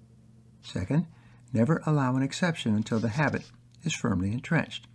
Third, tell others you are going to stop procrastinating in a particular area. Fourth, visualize yourself starting right in on a task and working at it non-stop until it's complete. Fifth, repeat over and over, I start and work immediately on my most important task. Sixth, discipline yourself to persist every day until it becomes automatic for you to start immediately on your top task. And seventh, reward yourself each time you overcome procrastination and complete an important job. Ever after, practice this process on any new habits you want to develop. Make developing new habits a regular part of your life. Always be working on developing a new habit that can help you. 1 new habit per month will amount to 12 new habits each year, or 60 new life-enhancing habits every 5 years. At that rate, your life would change so profoundly that you would become a whole new person in a very positive way in a very short period of time. Take it easy on yourself. Where do you start when developing a new habit pattern? When people first learn about the importance of developing new habits and how positive patterns of thought and behavior can have a wonderful effect on their lives, they often make the mistake of resolving to develop several new habits at once. They decide to improve in every area of their lives simultaneously. They very excitedly draw up a list of new habits they desire for their work, financial lives, business activities, relationships, family, health, and personal organization skills. As a result, they very quickly hit a mental wall and see no improvement at all. Here's the rule for developing new habits. Be patient with yourself. It has taken you a lifetime to become the person you are today. It's not possible for you to change everything overnight. You should therefore select the single habit that you feel can be most helpful to you right now. Write it down and create a positive affirmation, combined with a visual image of yourself acting exactly as if you already had that new habit. You then launch immediately and never allow an exception. Talk to yourself positively and tell yourself that you already have this habit. Imagine yourself acting as though you had already learned this behavior. Tell others. Give yourself rewards and reinforcement each time you engage in the new behavior, but only try to change one habit at a time. Being and becoming. You are unique. There never has been nor will there ever be anyone just like you. And what makes you different and special is your mind. It is your ability to think, to decide, and to act. The sum total of your past thoughts and experiences is contained in the person you are today, in your habitual ways of reacting and responding to other people. It is only your actions that tell who you are and what you have become. The good news is that you are not just a human being, you are a human becoming. You are in a continual state of growth and evolution, shedding old ideas and habits and developing new ones. It doesn't matter where you're coming from.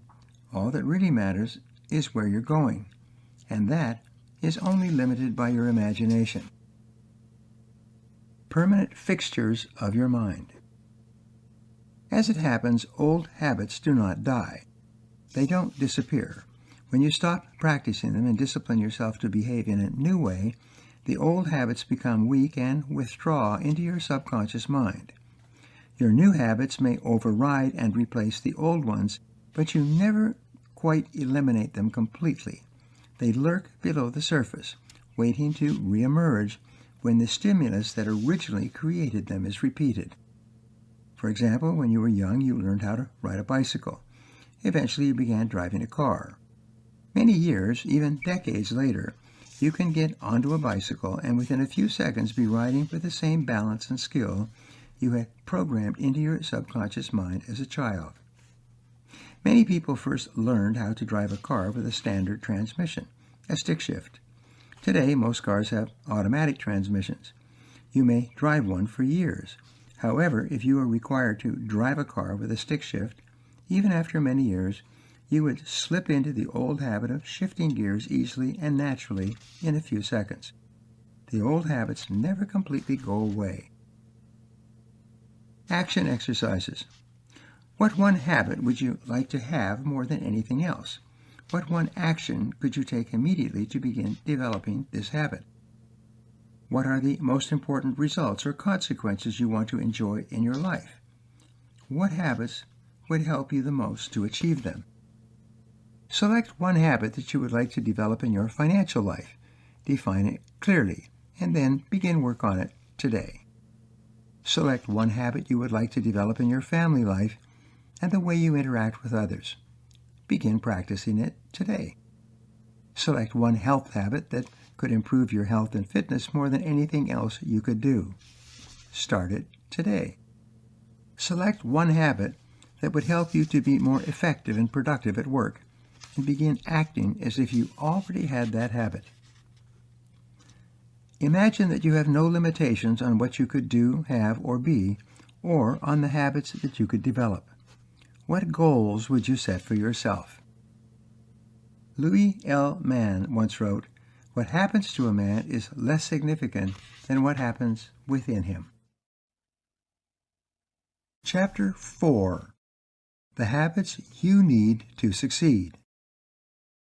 Adam Smith wrote, "Self-command is not only itself a great virtue, but from it all the other virtues seem to derive their principal luster." One of the most important habits you can develop for success, achievement, and happiness is the habit of self-discipline. Perhaps the best definition of self-discipline comes from author and publisher Elbert Hubbard. He wrote, "Self-discipline is the ability to make yourself do what you should do, when you should do it, whether you feel like it or not." The habit of self-discipline is closely tied to the law of control that we talked about earlier. As you recall, the law of control says you feel happy about yourself to the degree to which you feel you are in control of your own life. Self-discipline is the key to self-mastery and self-control. The more capable you become of disciplining yourself to do what you have decided to do, whether you feel like it or not, the more positive and powerful you will feel. The source of personal power. There's a direct relationship between self-discipline and self-esteem. The more you discipline yourself to behave in the manner you have chosen, the more you will like and respect yourself. You will feel more positive and confident. You will become stronger and more in charge of your life. Every act of self-discipline strengthens every other discipline at the same time. Every weakness in self-discipline weakens your other disciplines as well. Like working a muscle, your ability to discipline yourself to behave in the way you have decided to behave grows stronger each time you exercise it. This is why the happiest, most successful, and most respected men and women in our society are all people of great self-control, self-mastery, and self-discipline.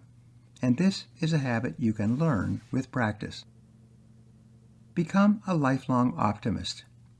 Perhaps the most helpful mental habit that you can develop is the habit of optimism. Optimists are usually the happiest, healthiest, most successful, and most influential people in every group in society. According to Dr. Martin Seligman, professor of psychology at the University of Pennsylvania, in his book, Learned Optimism, people learn to become optimists by thinking the way optimists think. They, in effect, learn to be optimists just as pessimists learn to be pessimistic. We said earlier that the greatest discovery in the summary statement of much of psychology, religion, and philosophy is that you become what you think about most of the time. So what do optimists think about most of the time? In its simplest terms, optimists think about what they want and how to get it. They think about where they are going and how to get there. The very act of thinking about what they want makes them happy. It increases their energy and releases their creativity. It motivates and stimulates them to perform at higher levels. Pessimists, on the other hand, think and talk about what they don't want most of the time. They think about the people they don't like, the problems they are having or have had in the past, and especially they think about who is to blame for their situation.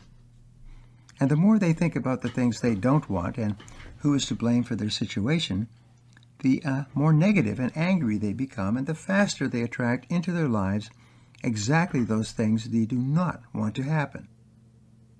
Develop a hardy personality. There's a relatively new field of medicine called psychoneuroimmunology. Research in this area has concluded that the quality of your thinking has an enormous impact on the strength of your immune system. The habit of optimism seems to strengthen and increase the body's T cells, which are responsible for resisting and overcoming the various factors that contribute to diseases of all kinds. Psychologists have now developed a profile of what they call the hardy personality. This is the person who seems to respond positively and effectively to adversity and setbacks. He is optimistic and straightforward thinking. It seems that the more optimistic you are, and stronger and more resilient your mind and body are as well. As a result, you'll have higher levels of energy and a quicker recovery rate from fatigue. You will seldom be ill for any reason. If you catch a cold or flu, which will be rare, you will bounce back quickly, as the fortified T cells in your body quickly counterattack and eradicate the infection that is causing it. Think about what you want. You develop the habit of optimism by disciplining yourself to keep your thoughts and words on what you want and off what you don't want. You become an optimist by thinking continually in terms of specific actions you can take immediately to achieve the goals that are most important to you. The busier you become working toward the goals and objectives you have set for yourself, the more energy and enthusiasm you will have, the faster you will move ahead, the more you will get done, and the happier you will be. Radio personality Earl Nightingale once said, "Success is the progressive realization of a worthy ideal."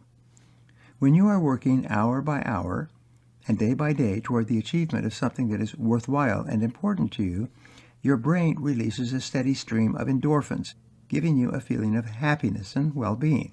You feel more positive and creative. You have more energy and enthusiasm. The positive feeling acts as a reward or reinforcement that continually motivates you to think the thoughts and take the actions that move you even more rapidly in the directions of your hopes, dreams, and goals. The orientations of high performance. Optimistic people think very differently from pessimistic people. They develop a series of orientations, or general tendencies of thinking, that separate them from the average person. These orientations soon become habitual ways of thinking and acting that propel them toward the success and happiness they desire. Like all habits, these ways of thinking are learnable through practice and repetition. As you develop the habits of thinking of successful people, you become a different person. In a way, these are the habits of mental fitness. Just as you would become physically fit if you went to a health club and worked out with the equipment regularly, you become mentally fit, positive, and optimistic as you work out your mind practicing these orientations. Think about the future. The first way of thinking practiced by optimists is future orientation. Optimists develop the habit of idealization. In the process of idealizing, you take your thoughts off the present situation and instead imagine a perfect future for yourself in your business, your finances, your family, your health, and any other area. As an exercise, imagine that you have a magic wand and that you could wave this wand and create your ideal future. Instead of worrying about the details of the present moment, ask yourself, what would I really like to be, have, or do sometime in the future? You develop the habit of practicing back from the future thinking. In this type of thinking, you project forward into the future to imagine what your ideal results would look like in every way. You then look back to the present and ask yourself, what would I have to do, starting today, to create the ideal future that I desire? You develop the habit of long-term perspective. Instead of focusing continually on the moment and on immediate actions and gratification, you think long-term about what you want and where you are going. The greater clarity you have about what you want to achieve in the future, the better your decisions will be in the present. When you idealize and practice long-term thinking, you set much better goals and priorities in your day-to-day life. Think about your goals. Goal orientation is the second quality or way of thinking practiced by optimists and all successful people. In future orientation, you develop a clear, ideal picture of what you want to accomplish sometime in the future. With goal orientation, you crystallize that image into specific, measurable, detailed goals and objectives that you will need to accomplish to achieve that ideal future vision. Successful people soon develop the habits of personal strategic planning. They sit down and make a list of exactly what they want to accomplish in the short, medium, and long term. They then use a powerful 7-part goal-setting methodology to create blueprints and plans of action that they follow every day. Once you develop the habit of setting goals and making plans to accomplish them, it will become as natural for you as breathing. By following a proven goal-setting process, you will increase the likelihood of achieving your goals by as much as 10 times, by 1,000% or more. This is not just a theory, it's been proved and demonstrated repeatedly by almost every person who practices it. In February 2003, USA Today reported on a study of people who had set New Year's resolutions the year before. They found that only 4% of the people who had made New Year's resolutions but had not put them in writing had followed through on them. But 46% of those people who had written down their New Year's resolutions carried them out. This is a difference in success rates of more than 1,100%. The 7-step formula for goal setting. Many formulas and recipes exist for goal setting. As a rule, any plan is better than no plan at all. Here is one of the best and most effective goal-setting plans or formulas you will ever learn. I've taught this to at least 1 million people, and many people say it transformed their lives. Step 1. Decide exactly what you want in a certain area and write it down clearly in detail. Make the goal measurable and specific. Step 2. Set a deadline for achieving the goal. If it's a large goal, break it down into smaller parts and set sub-deadlines. Step 3. Make a list of everything you will have to do to achieve this goal.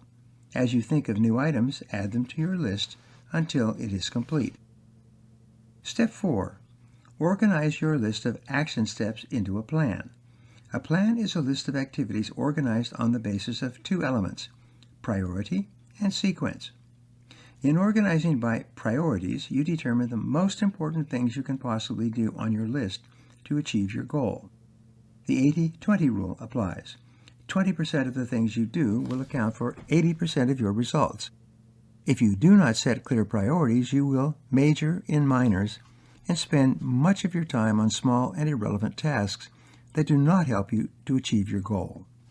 In organizing by sequence, you determine what must be done before something else can be done. You create a checklist. There are always activities that are dependent upon other activities being completed in advance. What are they, and what is the logical order or sequence of completion? Step 5. Identify the obstacles or limitations that might hold you back from achieving your goal, both in the situation and within yourself. Ask yourself, why have I not achieved this goal already? Identify the most important constraint or limitation that is holding you back, and then focus on removing that limiting factor. It could be a certain amount of money or a key resource. It could be an additional skill or habit you need. It could be additional information you require. It could be the help or assistance of one or more people. Whatever it is, identify it clearly and go to work to eliminate it. Step 6. Once you have determined your goal, developed your plan, and identified your major obstacle, immediately take action of some kind toward achieving your goal. Step out in faith. Do the first thing that comes to mind, but do something to start moving towards your most important goal. And step 7, do at least one thing every day that moves you toward your most important goal. Make a habit of getting up each morning, planning your day, and then doing something, anything, that moves you at least one step closer to what is most important to you. The habit of doing something every single day that moves you toward an important goal develops within you the power of momentum. Daily action deepens your belief that the goal is achievable and activates the law of attraction. As a result, you begin moving faster and faster towards your goal, and your goal begins moving faster and faster toward you. I've spoken to people all over the world for many years who have told me that the habit of acting every day on one or more of their major goals has been life-transforming. They have told me that this single habit has been more responsible for their success than any other idea they ever learned. Try it for yourself and see. Set your goals each day. One of the most important habits you can develop is the habit of daily goal setting. Countless people I have taught this to have told me over the years that the power of this process is absolutely incredible. Daily goal setting is quite simple. Get a spiral notebook to write down your goals in and resolve to keep it nearby for the rest of your life. Each morning, before you get going, open your notebook and start a new page. I always begin with the words, "My goals are the following, : You then write down your top 10 to 15 goals in the present tense as though you have already achieved them. Your subconscious mind is only activated by commands that are stated in the present positive personal tense. So instead of writing a goal as "I am going to lose weight in the months ahead," you would write "I weigh X number of pounds by a specific date." Instead of saying "I will earn more money over the next year," you would say "I earn X number of dollars by such and such a date." The more specific you can be in terms of what you want and when you want to achieve it, expressed in the positive present tense and beginning with the word "I," the more powerful the effect will be on your subconscious mind. Goals written in this way activate the laws of expectations and attraction. They cause you to develop new beliefs about what is possible for you. They also activate the laws of emotion and correspondence by increasing your energy and stimulating your creativity. Positive personal present tense goals, written down repeatedly each day, activate your subconscious and superconscious minds and step on the accelerator of your potential. As a result, you start to move more rapidly toward achieving your goals, and your goals start to move more rapidly toward you. Think about excellent performance. An important habit of thinking common to optimists is the habit of excellence orientation. The fact is that to accomplish something you have never achieved before, you will have to develop and master one or more skills that you've never had before. By the law of correspondence, your outer world will always be a reflection of your inner world. If you want to change something in your outer world or achieve a new goal, you're going to have to change your inner world in some way. Almost invariably, this requires a new skill set. Here's the good news. A skill is the same as a habit of performance. And like habits, all skills are learnable. You can learn any skill you need to achieve any goal you set for yourself. If anyone around you has developed a key skill that has enabled him or her to be more successful, that is proof that you too can learn this skill. It is simply a matter of practice and repetition. Identify your key skills. Excellence orientation requires that you make a list of the key skills essential for success in your field. Usually, only about 5 to 7 skills or key result areas determine most of an individual's success in any field of endeavor. Your first job is to identify these key skills and then write them down. Here's an interesting discovery. You have achieved your current level of success because of your talent and ability in certain key areas. But at the same time, you're being held back by your weaknesses in other areas. The rule is that your weakest key skill determines the limits of your results and your income. In other words, you could be excellent at 6 out of 7 key result areas, but your weakness in the 7th area will determine your overall results and rewards in your field. You therefore must ask yourself this question: what one skill, if I developed and did it consistently in an excellent fashion, would have the greatest positive impact on my career? This is one of the most important questions that you can ask and answer throughout your career. You must develop the habit of continually identifying and working on your weakest key skill. Strengthening your ability in this one area will usually have a greater and more immediate impact on your results than anything else you could do.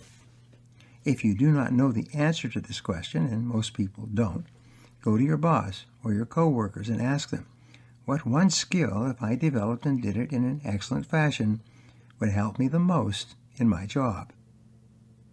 Pick up the pace. Sometimes I ask my audiences, if a group of children goes for a walk, which child determines the speed of the entire group? They always say, the slowest child. Exactly. Everyone has to wait for the slowest kid.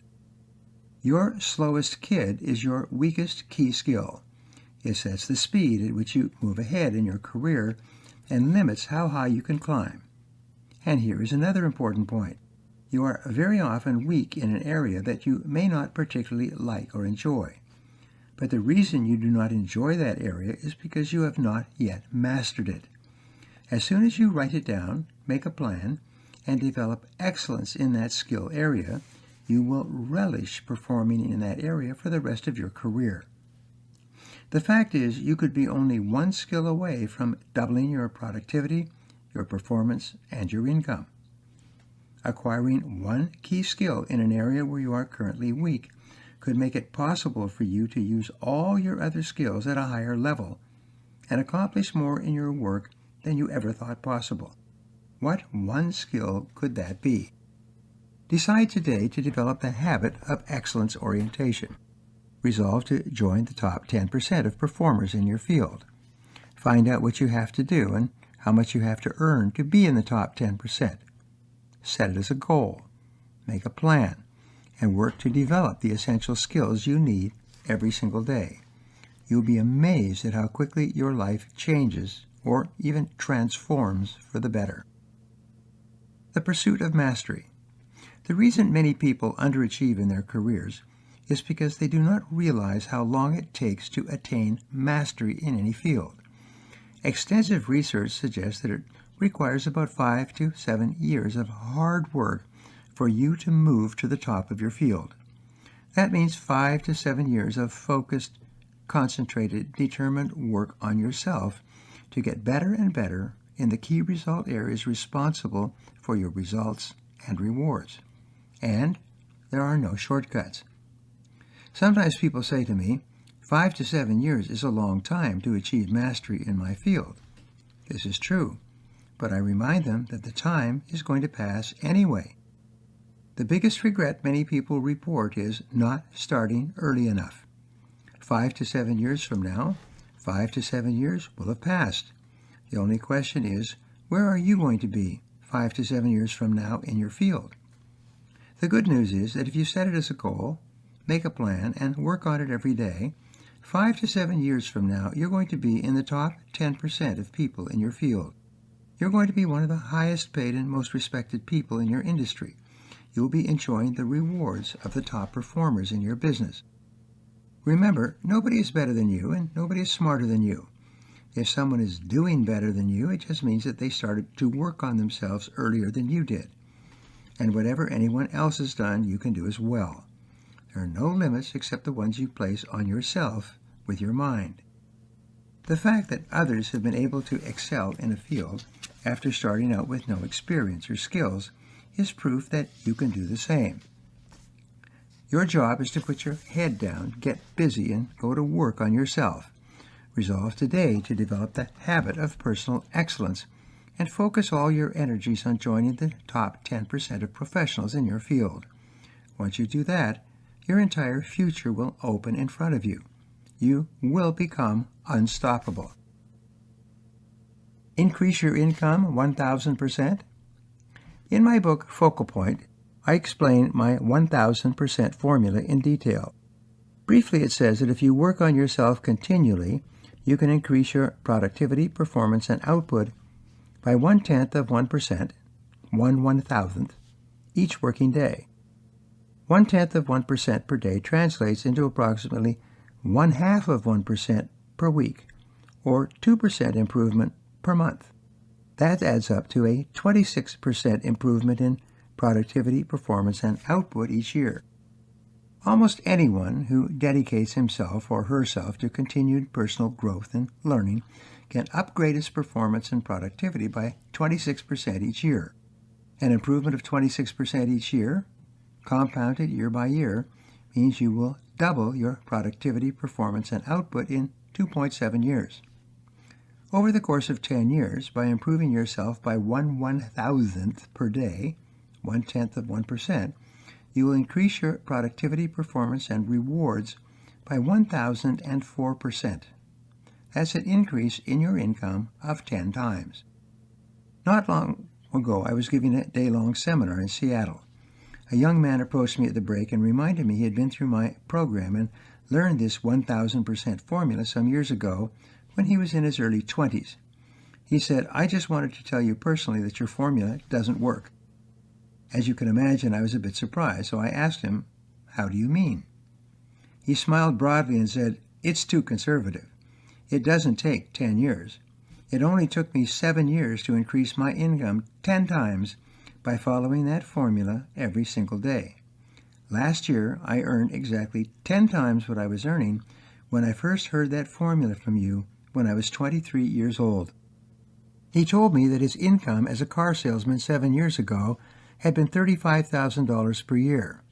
In the previous year, he had earned more than $350,000 and was now one of the top automobile marketing consultants in the automobile industry in the Pacific Northwest.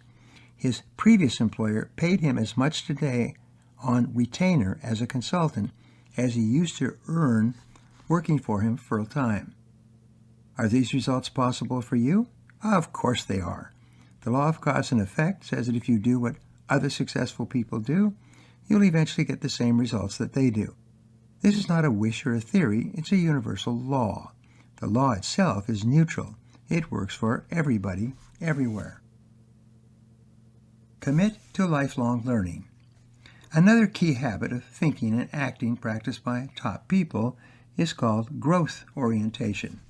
It is the high road to excellent performance and is essential to developing the habit of optimism. This method of thinking and living is the foundation of excellence orientation and is essential for you to develop if you want to move into the top 10% of your field. Growth orientation requires that you develop the habit of continuous learning, the habit of continuous personal and professional development. Just as you exercise physically on a regular basis to remain fit and healthy, you must exercise mentally every day to become better and better in your chosen field. There are 3 parts of the continuous learning process.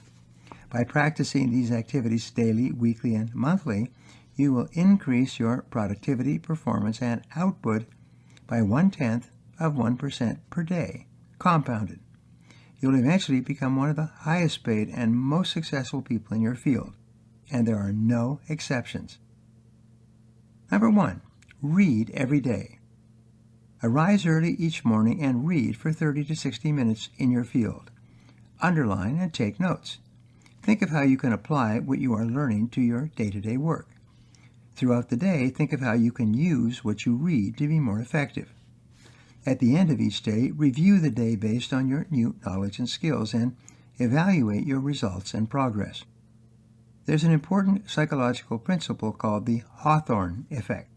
In short, this principle says that the very act of paying attention to a particular behavior causes you to improve your performance in that area. For example, if you decided that you were going to develop the habit of listening more closely to people when they speak and try interrupting less, the very act of thinking about listening would cause you to become a better listener.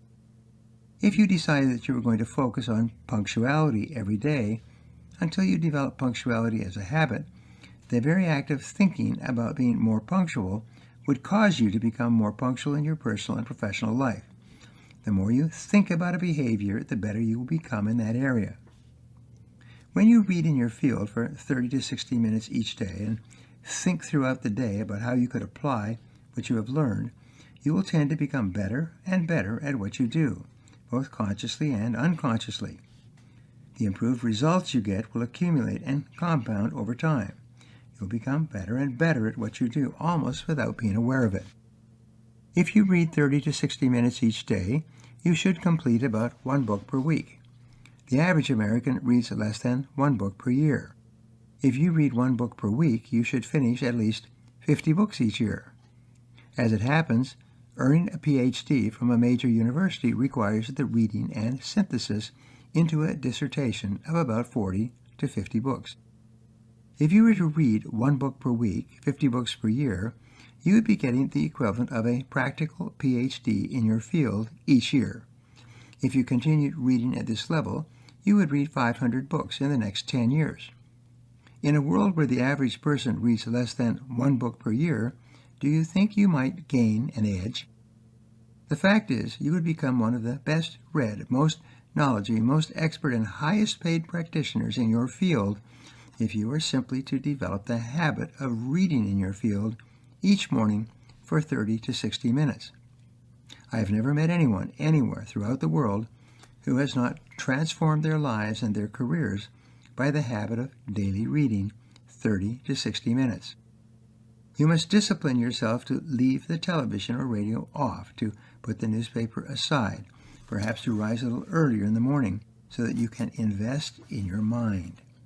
This investment will give you one of the highest payoffs in terms of results, rewards, and satisfaction that you will ever enjoy from anything you do. Number 2, learn from the experts. The second habit you need for continuous learning is to attend every seminar and course you possibly can.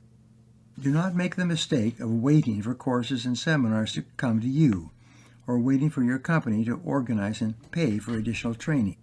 You are completely responsible for your own income, which includes your personal and professional development. No one cares as much about your future and your career as you do. No one cares as much about your ability to increase your income and move into the top 10% of your field as you do. It's up to you. Over the years, I have spoken to more than 5 million men and women in 82 countries. I have filing cabinets full of letters and faxes and servers full of emails from my students and seminar participants. Many of them write and tell me that they will travel across the country to attend a seminar or workshop given by an expert or specialist in their field. They will invest enormous amounts of time and money to acquire the specialized skills they need to move ahead more rapidly in their field. Over and over, my students tell me that they have sometimes saved themselves years of hard work by attending a single program. Some of them have even gone to the top of their fields and become millionaires by learning one new set of skills that was relevant and immediately applicable to their field. Something remarkable takes place in an adult learning situation. It's very different from attending a required course in college or university. The type of people who attend adult seminars are a much higher caliber than you meet in your day-to-day life. They're more positive, more highly motivated, have bigger and better goals, and are more determined to succeed. When you spend several hours in their company, it has a subtle but powerful subconscious effect on you. You become a better and more focused person by the very act of associating with other successful people in an adult learning situation or seminar. Make it a habit to seek out and attend at least 4 seminar programs per year in your field. If your organization has annual or national conventions, be sure to attend. Eagerly seek out and sit in on the most important talks and lectures at each of these workshops or annual meetings. Sometimes one good idea from an expert in your field can transform your entire career. Number 3, attend University on Wheels. The third habit you need for continuous learning is the habit of listening to audio programs in your car as you walk or exercise. Audio learning is considered by many to be the greatest breakthrough in education since the invention of the printing press, and I agree. I discovered audio learning at the age of 23. I was frustrated, working long hours, and broke. When I began to listen to audio programs on a portable cassette player that I carried with me over my shoulder, my life was transformed in a way that I never thought possible.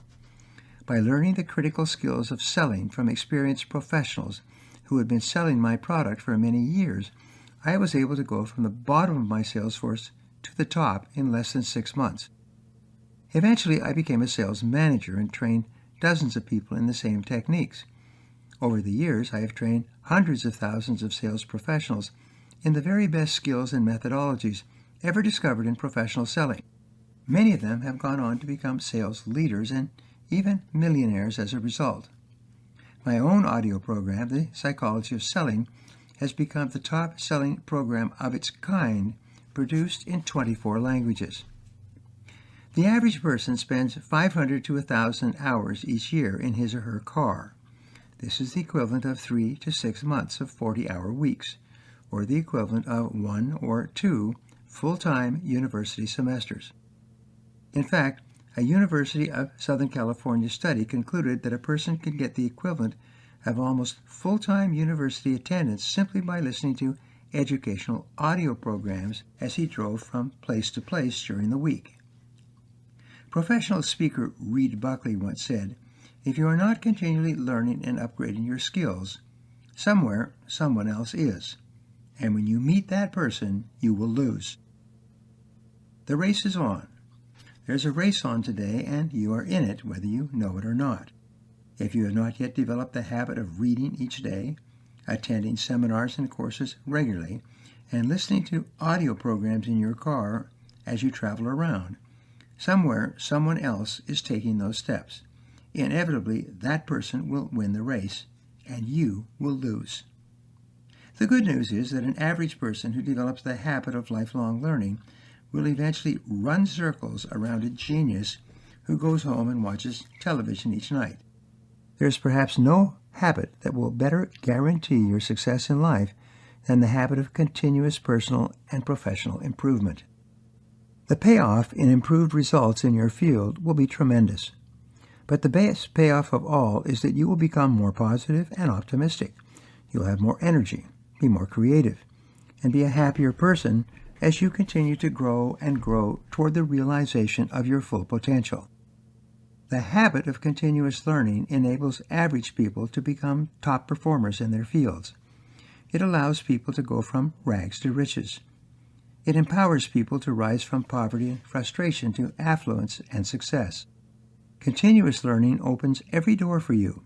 It increases your intelligence and creativity and puts you onto the fast track in your career. Continuous learning, like nature, is neutral. Anyone can use it to accomplish extraordinary things in life. It's one of the best habits you can ever develop, and the payoff from continuous learning will last you all the days of your life. You determine your own destiny. Each person is essentially self-made. The person you are may have been determined originally by your childhood experiences, but the person you become, the person you could be, is completely under your control. The great principle, you become what you think about most of the time, refers to what you are thinking today at this very moment. It is not your thinking of the past or your thinking in the future that determines the course of your destiny. Everything you are and everything you will be is determined by what you think at each moment, and you can take complete control of those thoughts at any time.